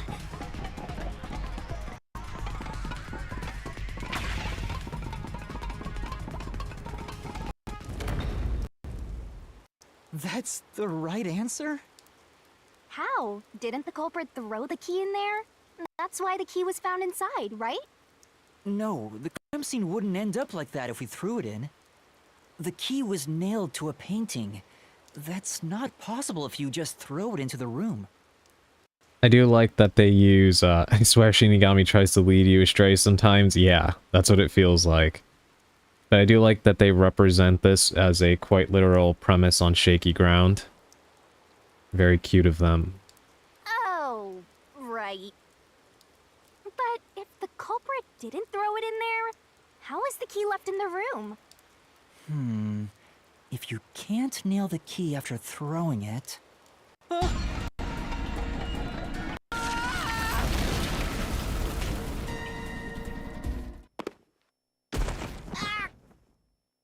You're back. The key vanished. The key is in my hand. Master! You got the doll and nail! I see. So you're supposed to recreate the locked room in the same way the culprit did. Try it out. Doing so will create a new path. Yeah, I'm gonna solve this. Good luck, Master!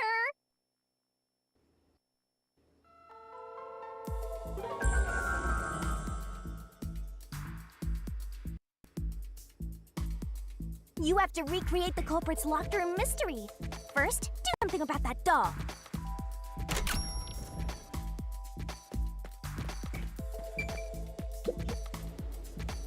Alright, first, take the painting.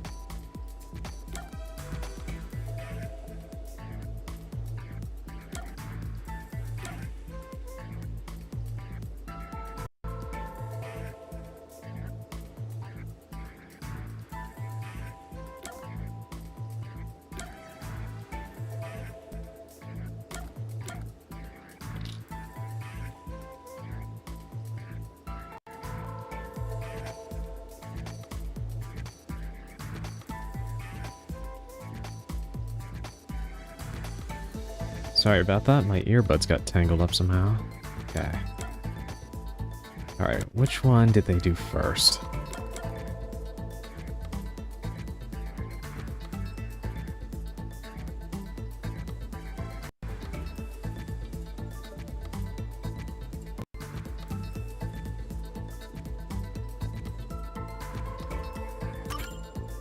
The culprit nailed the doll onto the painting. Next, both were stood up at a certain location.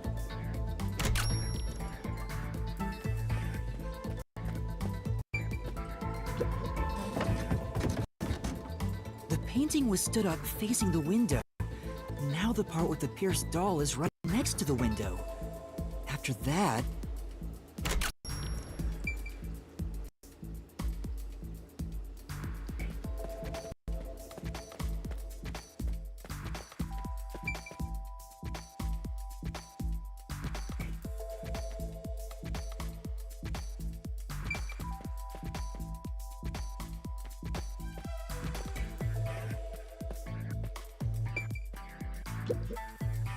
Then the culprit went outside. The door was locked, and they went to the other side of the storage room.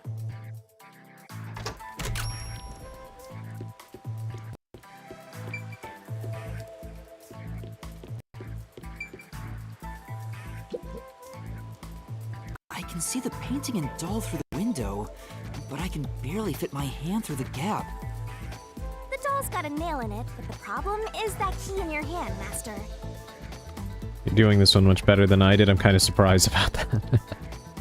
Yeah. The culprit took the key and then...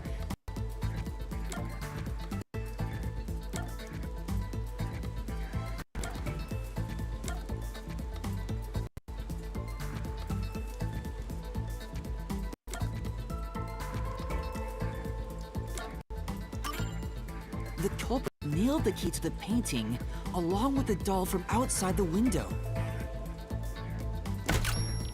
Finally... I pushed the painting into the room.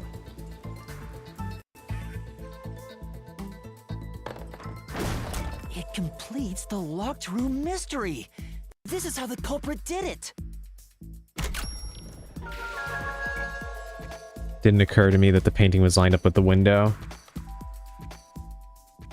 I thought maybe something like that was done, but what I didn't think to do was to put it upside down like that. If I had thought of that, it would have been very clear. It took some time, but you've reached the truth behind this locked room. Throwing the key through the window would be obvious. So to mislead us into thinking that was impossible, the key was nailed to a painting which was then pushed over. Because, to be fair, realistically, this would be very hard to do without, like... The first time you hit the doll with the, you know, the nail with the hammer, the thing would just go flying. Because it's not like it's a heavy, or at least not like a super heavy painting. It's large, but, like, the force of a hammer, I feel, would push the painting over. Realistically. It's one thing for an amateur, but a detective wouldn't be tricked by this. Seriously, only amateurs would get fooled by... Wait, you mean me?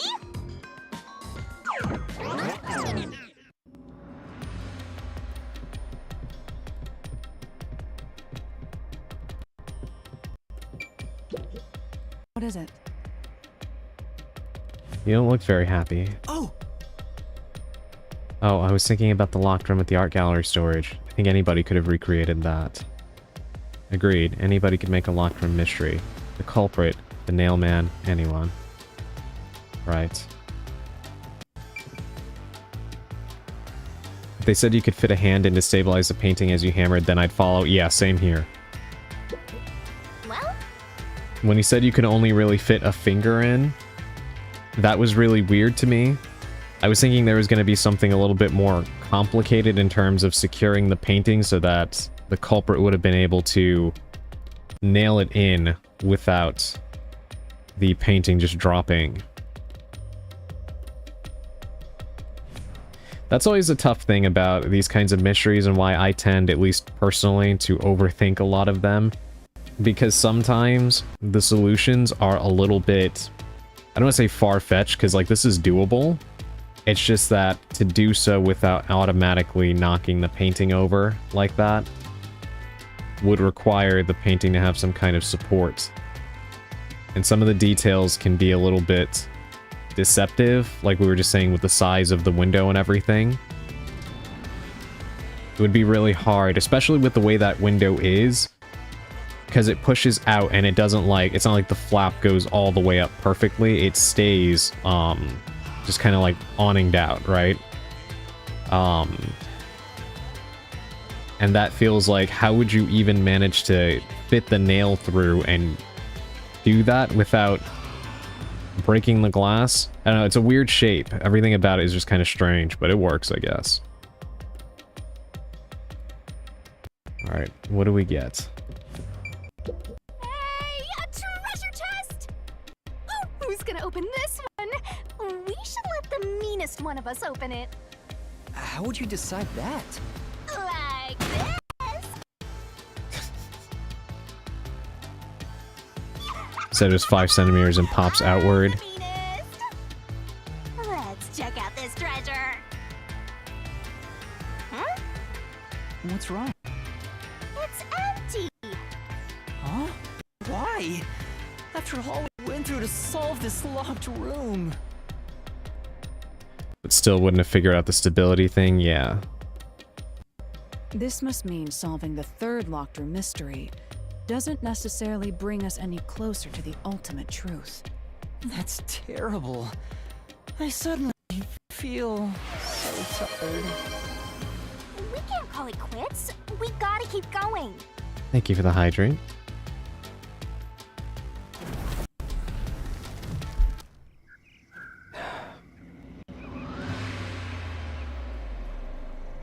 That's it for all the locked rooms. We make a pretty good team. Don't you think so? Well, what do we do from here? Sorry to press it often. Water is important. No, I appreciate it. It helps me to hydrate more in general, besides just soothing my throat. So I don't mind at all. I see. The way forward is clear. It must be due to solving all of the locked room mysteries. Now let's go. Right. Again, I gotta ask. Who's supposed to be the protagonist here?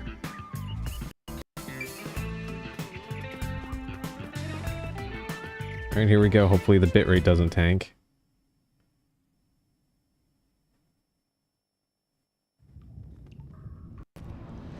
This place is creepy. Alara, indeed. Don't be afraid to roll the dice. You must keep pursuing the truth.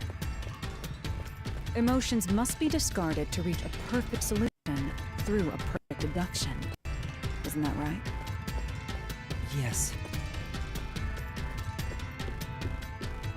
Emerald is also a acceptable answer to that question.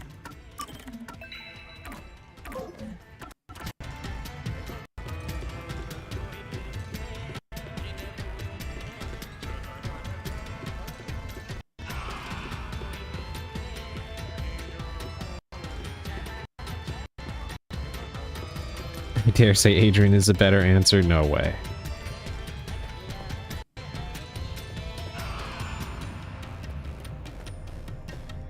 Is this some dungeon? What is the meaning of this? Let me out of here! Let me out! I'll kill your ass in the name of God!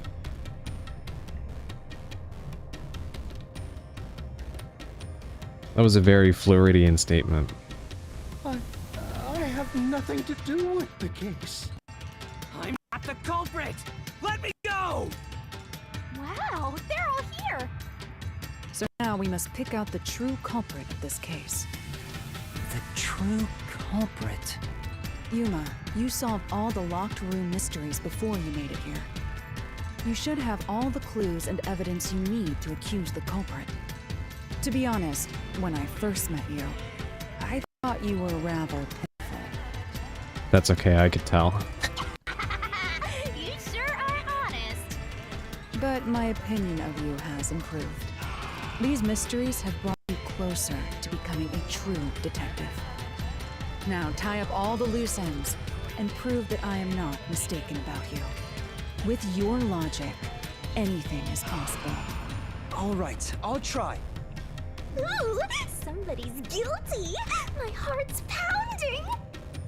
Who's the culprit? Figure it out and hit him with a dramatic finger point. Make the right choice and you'll reveal a new truth. This makes me think of Higurashi.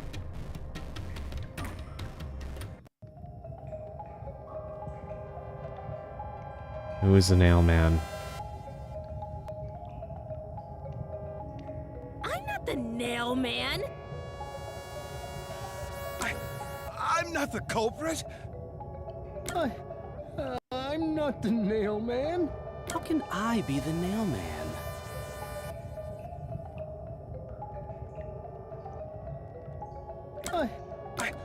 I'm not the culprit.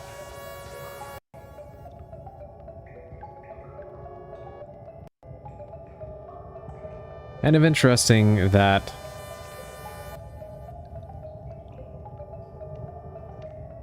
I'm not the nail man.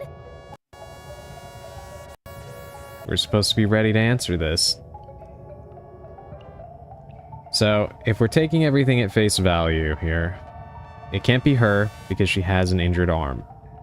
Again, assuming that she is telling the truth about it, but since it hasn't come up, I guess she is. It's not him. I'm not the nail man. I'm not the culprit. He fits the psychological profile, in my opinion, for the killer. But there is one thing. How can I be the nail man? Even though I feel he is bleedingly obvious, we did have the little hint about the paint cans. I mean, that may not have anything to do with anything. Could have just been exactly what it was, but did seem like something kind of important.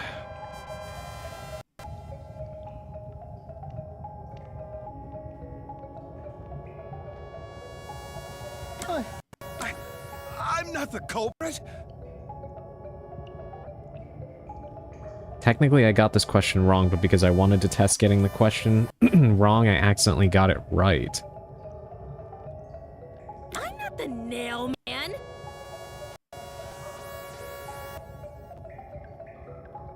Feel like we're missing a piece of evidence? Yeah. I feel like there's still elements to the cases that we're kind of missing here, like, we know how they were done. But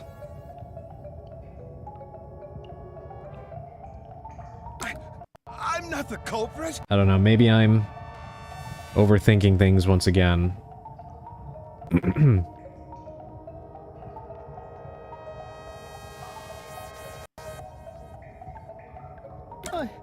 How can I be the nail man?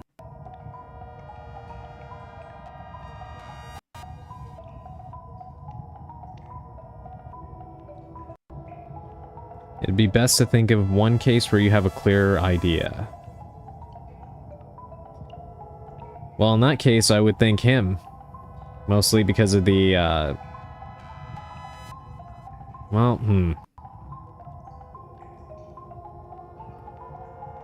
So one detail that I was thinking of is, in the case of the casino, the victim in the casino, the guy was nailed to the wall, and somebody would have to have a decent amount of strength to be able to hoist that guy up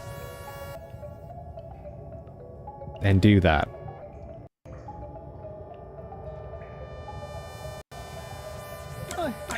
It'd be very difficult to do that with one arm. And once again, he would not be able to fit through the vent. So I feel like that would disqualify the two of them. I'm not the culprit. He doesn't seem like he would be that strong. But again, it's hard to tell. How can I be the nail man? He seems to have a pretty decently muscular body beneath the suit. Just looking at, you know, the visibility of his upper chest there. Despite being, you know, rather thin, but that doesn't necessarily tell us anything about his strength. I'm not the culprit. But I'm trying to think over the cases now. And I still feel like we don't have the significance behind why the woman in the third case was killed with blunt force trauma rather than strangulation like the rest of them. Again, it almost feels personal. That's why I thought during the investigation, there might have been something that would have come up to kind of explain, like, maybe the killer was at somewhat of a disadvantage for some reason and had to resort to a more violent kill or sloppier kill as opposed to their usual approach, but nothing like that came up. Don't let his nice collarbone distract you there. How can I be the nail man?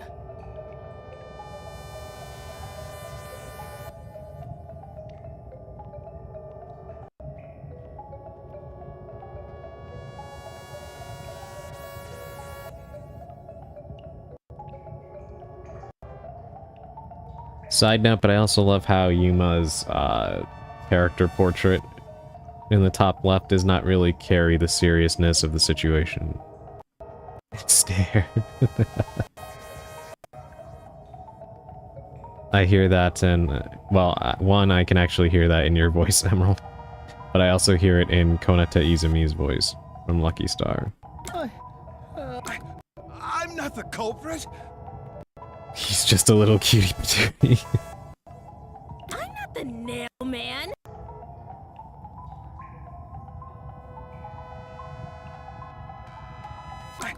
I'm not the culprit.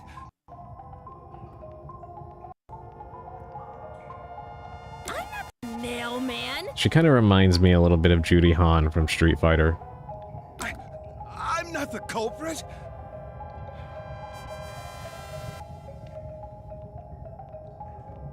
How can I be the nail man?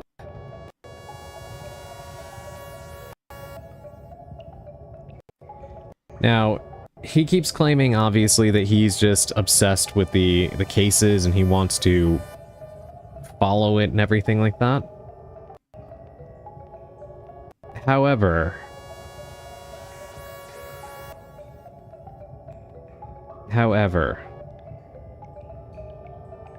I do think that visiting the crime scenes and everything also fits the profile of a killer. Because they will usually either take a, piece of memorabilia from the victim, or they will have like a strong urge to revisit the scene of the crime to relive the memory. And that could be what he's doing. Do you want a slight hint? Sure.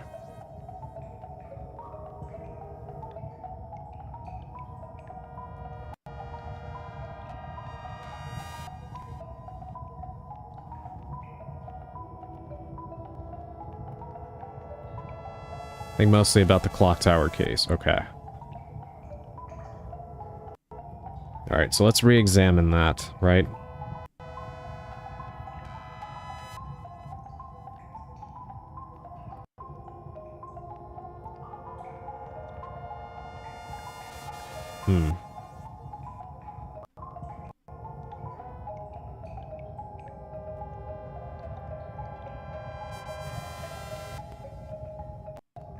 You know, actually, funnily enough, I probably should have... I should have analyzed their bodies a little bit more, because the footprint was in the shape of a loafer. I'm not the nail man. I wonder if that would have... I don't know what kind of shoes they were wearing when we investigated them. Or if you could even see it with their, at least these three with their robes, but... I'm not the culprit. But in the case of the clock tower, we already solved how the killer managed to escape.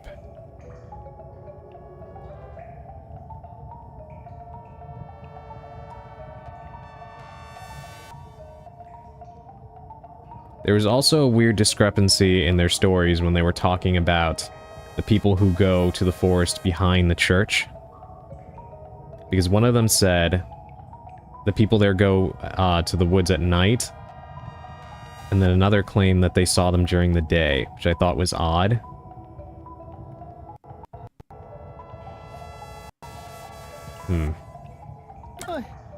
How can I be the nail man?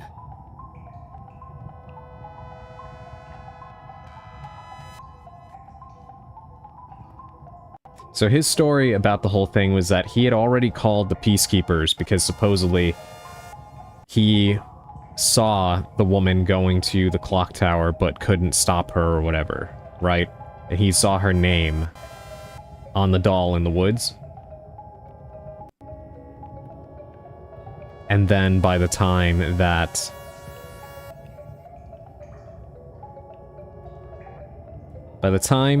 she was already killed, he was there at the door with the peacekeepers, and then they broke the lock and whatnot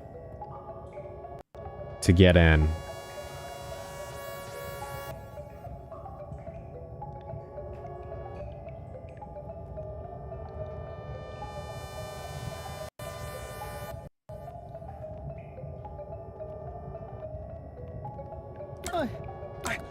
I'm not the culprit. I'm not the nail man.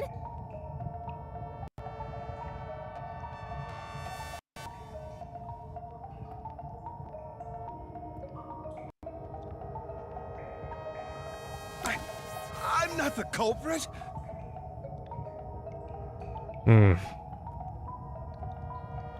I guess at the end of the day, it really doesn't matter if I get it wrong, we'll get another chance. I just want to have that satisfaction of having viewed all the evidence and come to the right conclusion. It just feels like it's a little soon to have the answer here, but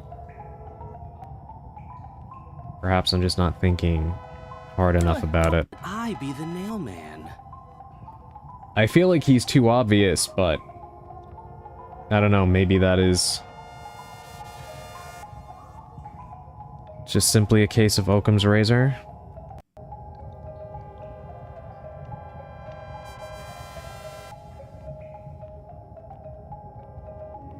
Now, you can have the answer the only person who can do the clock tower one.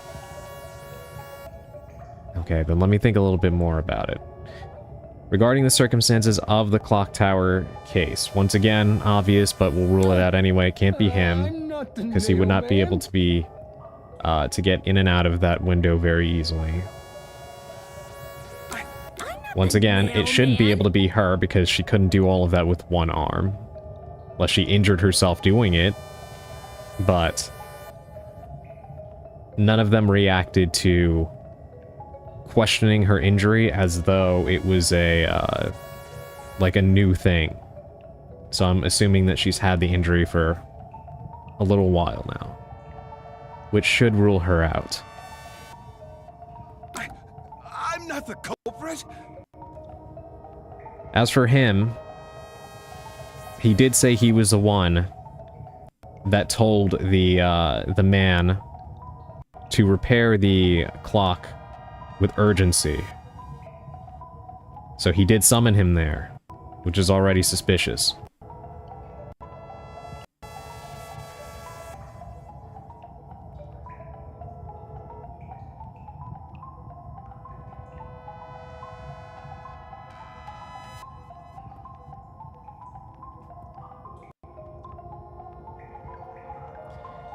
And if anything, How can I be the nail man? the one thing that prevents him from being the standout culprit in this case would be the fact that only a member of the clergy would have had access to the incinerator. And he is not a member of the clergy despite being a churchgoer. So he theoretically would not actually have the access to get in there and burn the ladder. So if he was there with the peacekeepers at the time of the case, like when they discovered the body, and supposedly it really wasn't that long after, because the body was still fresh. And he did say that he called them as soon as he saw she was heading towards the clock tower, which means there really wasn't a whole lot of time. I snoozed that ad, by the way. There wasn't a lot of time between when he called them and when they showed up for them to get in there and find the body. Which means he couldn't have been also running to the church to go burn the ladder. And since we've already ruled out the other two... I'm not the culprit!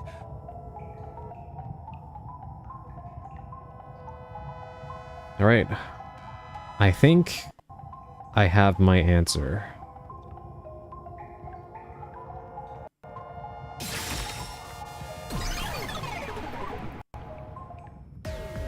The culprit is you, Father.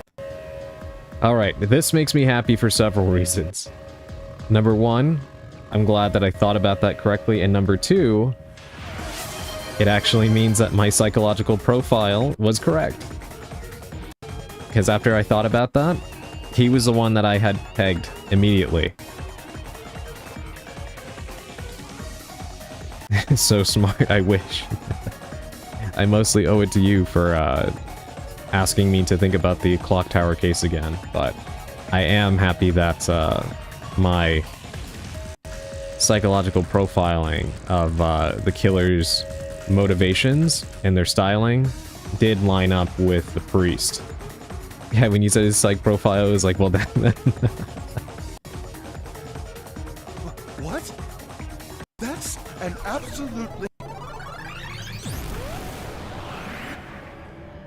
ridiculous thing to say.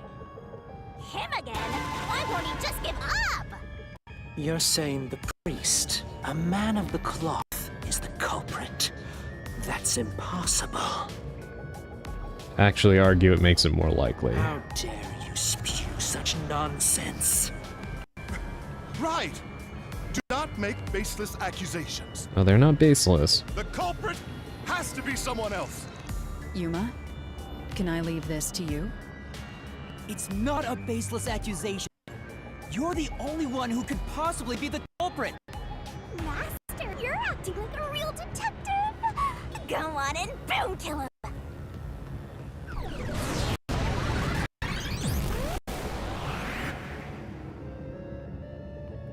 He looks like a fighting game character now.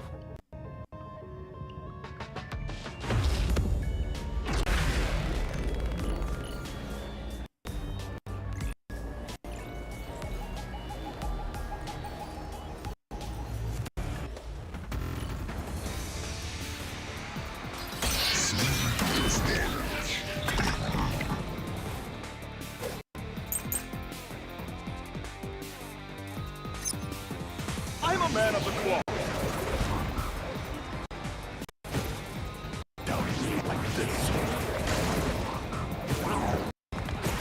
This total bless. I am not the mailman. That's it. The first one to discover the body. The mailman is the worshiper.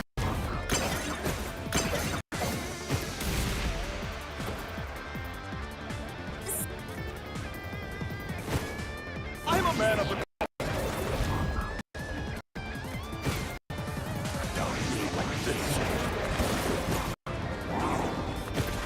It's total bless.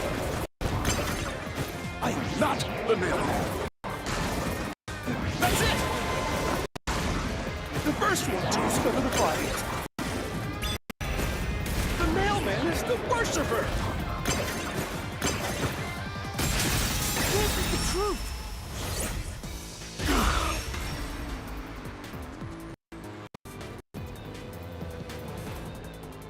The rope ladder used in the clock tower's locked room was found in the incinerator, which only clergy can access. The worshipper may be a regular churchgoer, but he's no clergy member. So he's no longer a suspect. Shut up! Shut up! Ridiculous!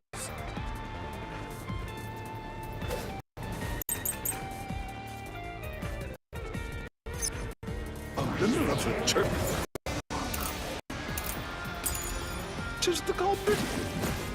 Even so, I am not the culprit. There are others working for the church. Yes, there's the servant. The servant must be the nailman. The servant was able to commit the crimes. Flash through this mystery.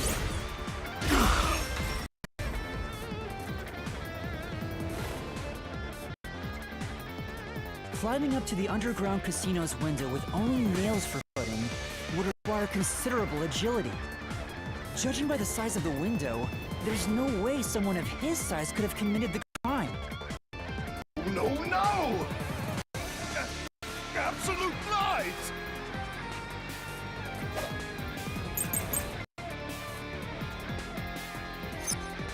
The nun must be the culprit.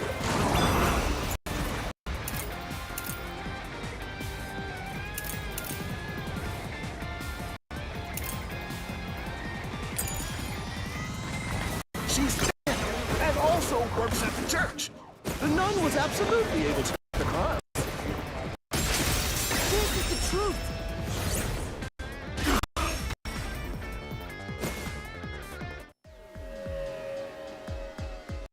In the mansion study's locked room, the culprit tossed the key behind the corpse with perfect aim. With her dominant hand injured, the nun couldn't have done that, which means she's not the culprit. Yeah, that's right. Take a seat. Take a load off.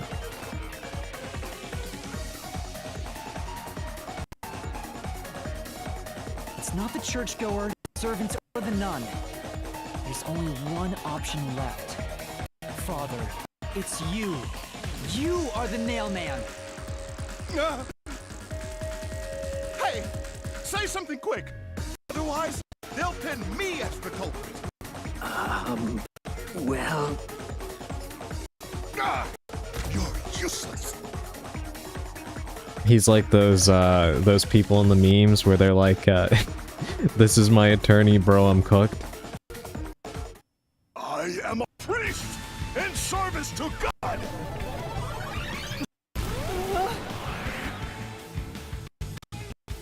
I am not the nailman.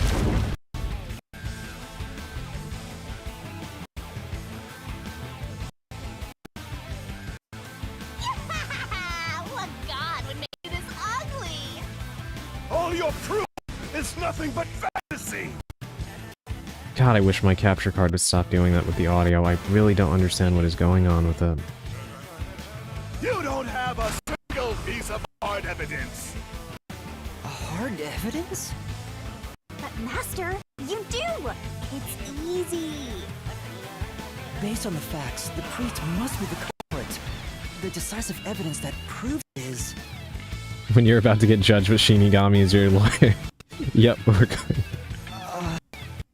I don't know. What do I do? What do I do? He sounds like Courage the Cowardly Dog. A detective must always prioritize solving a case. Listen, detective isn't an arbiter of justice. Unraveling a case is top priority, even with questioning events. What do you mean? In short, you must get them to confess. Use everything in your arsenal, even if it requires nothing. Use everything? Don't hesitate to use anything that might give you an advantage. Emotions must be discarded to reach a perfect solution through a perfect deduction. Always remember that. At least Courage the dog will return to beat the living heck out of the killer. Bluff. In other words, I should just claim I have solid evidence. But what could I use as a bluff?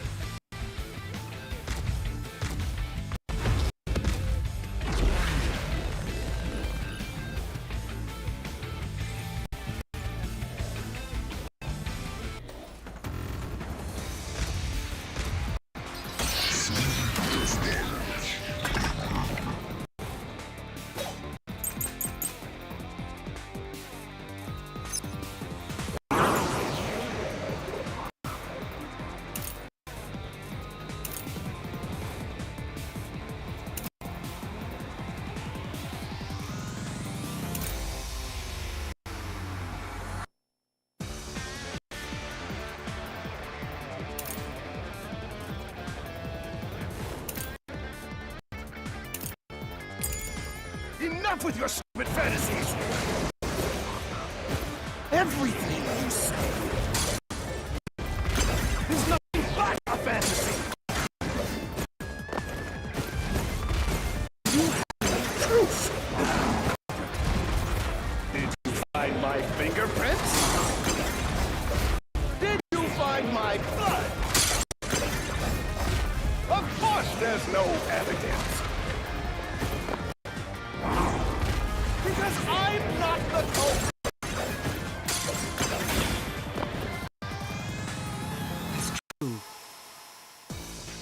Yeah, that's right!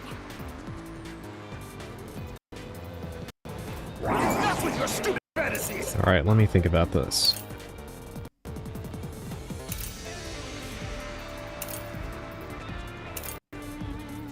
It's not that. Past Nailman murders. Report concerning the Clock Tower murder case.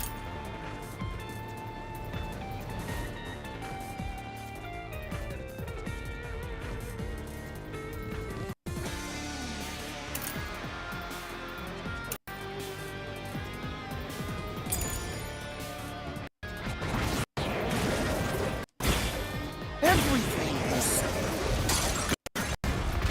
is nothing but a fantasy! Do you have any proof, culprit? Did you find my fingerprints? Did you find my blood? Of course there's no evidence! This is the truth!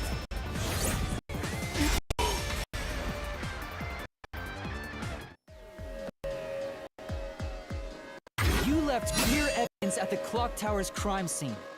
There were footprints left under the window in the mud.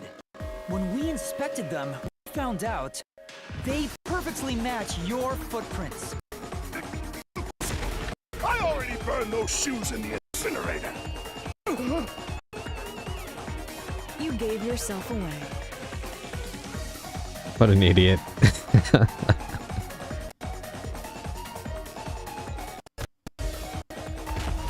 Thank you for the confession, sir. Yeah, exactly. I swear, I only enacted justice in the name of God. I actually really like his design. Check his cloak. Yeah, the doll's nailed to him. Looks like it worked. Good job, Yuma. Very cool. And the strings running through them. Thanks. Kanai Ward is rotten to the core. Save it. Someone had to get their hands dirty. What did I say about a savior complex? Those slain with the evil incarnate that harm others. That's why the people asked the Nailman to kill them. And yeah. Yes, I was actually right when I psychologically profiled him. In fact, let me go back to my little file here and see what I wrote here. Yeah, Killer has a savior complex. Killer seems to believe that they are punishing immoral people. So I was in fact correct. That's probably the only thing I'll actually pat myself on the back for. I actually read the killer's intentions via the crime scene correctly.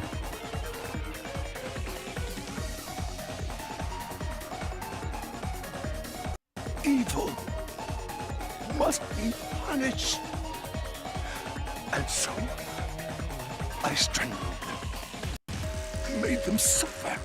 Why not the third victim? Why did you bash her head in? All I did was slay evil. I would like to know the answer to that.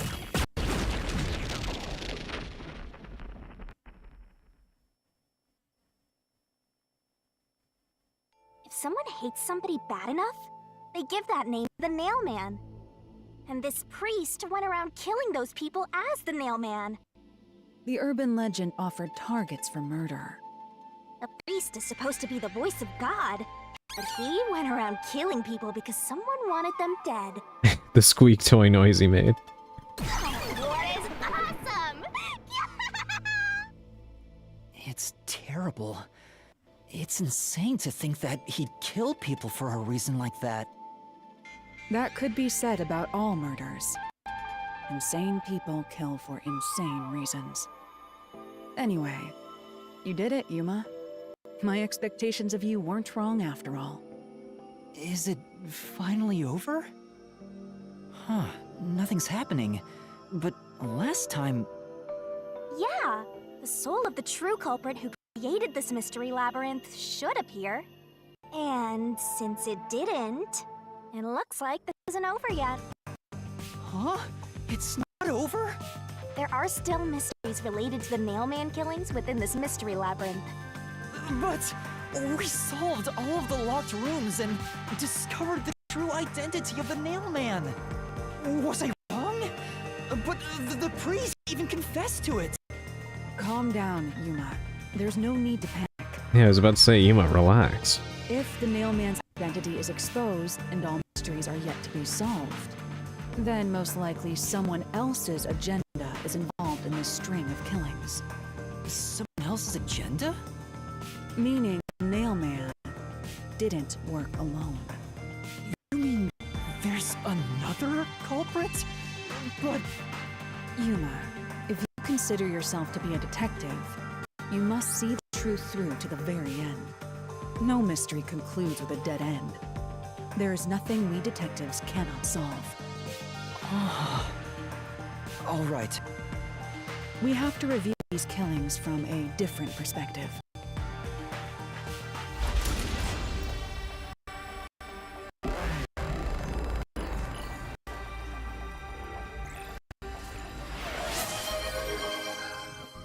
Thank you for the hydrate. Out of the 4 locked rooms, if any of them were hiding a mysterious secret, it would be the room that's obviously different from the others.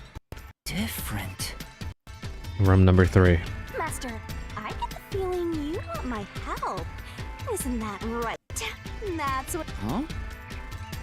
Oh, fine. I can't say no to you when you're so helpless like that. Okay, Master. It all out.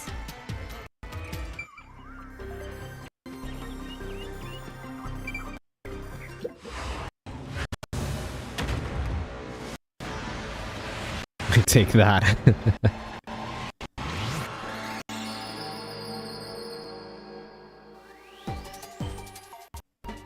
Try to solve it lickety-split.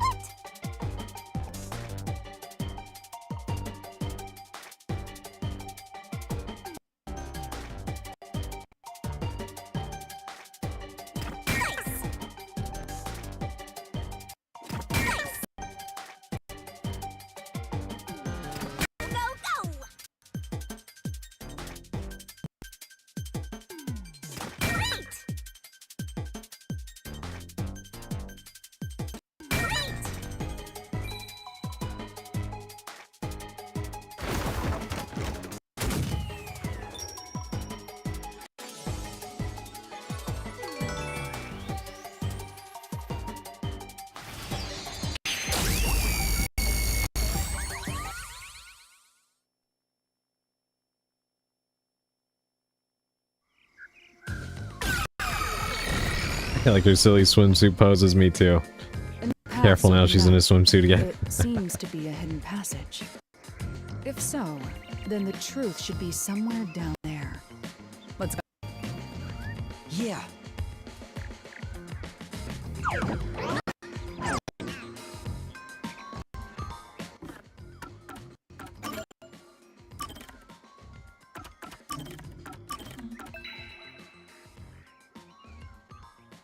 Alright.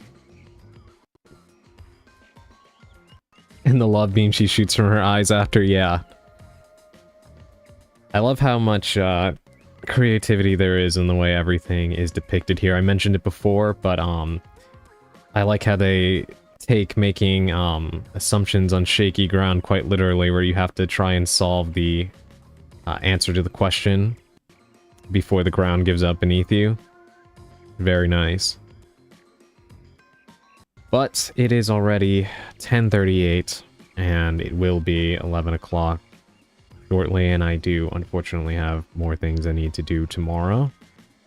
So we're probably going to call it here and leave the second half of this mystery till tomorrow, which I think probably works out quite well, because then I will be able to I'll be able to go into this without like cataloging details that I might forget by morning, which I don't think would happen anyway, but you know, it leaves it fresh for all of us to get invested in.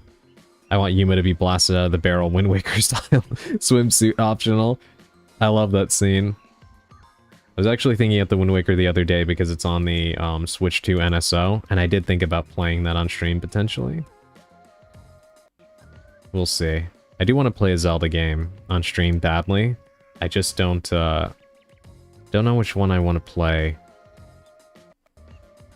But yes, let me switch us over so we can go ahead and sign off. And I'll look for somebody to raid.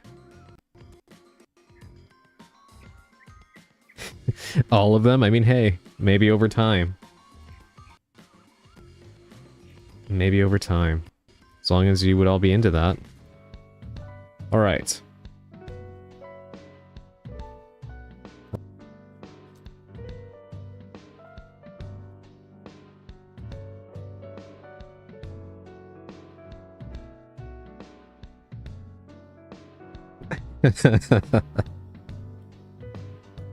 Yeah, I'm not into my ISP either. Probably the sign, the best sign that I, it's time for me to get out of here. You see? Okay, good. Yeah, we're gonna be raiding into Neo Sunday. They're the witch VTuber that raided me yesterday. They're currently playing something called Your Crown Is Mine. Looks really interesting. I don't know what it's about, but they're who we will be raiding today. I will be leaving all of you in their care. So we're going to get that started. Thank you all for coming along today. I had a lot of fun. Sorry for being so low energy and exhausted at the beginning, but crowns are fancy hats. Yeah, but I do apologize for being so tired at the start of stream, but I don't think it really affected things all that much. But yes, I had a great time with all of you. Glad that we at least solved the first part of this case, and I'm even more happy that my psych profile was actually correct. You're allowed to be tired. I'm actually starting to think that tired is all I'm allowed to be. I don't think I'm allowed to feel rested and actually get sleep. So I do think you're correct about that, Augustine. Just in a monkey's paw kind of way. But that actually does make me happy that I was able to figure out who it was based on the psych profile I did. One thing I'm definitely learning about myself playing this game is that I do need to stop second-guessing myself so much. Because I actually do come to the right conclusion quite often. I just end up overthinking my way away from the correct conclusion. So maybe Emerald is... I mean, Halara is right that I could learn a thing or two from gambling, apparently. He did say sleep is for the weak. I did.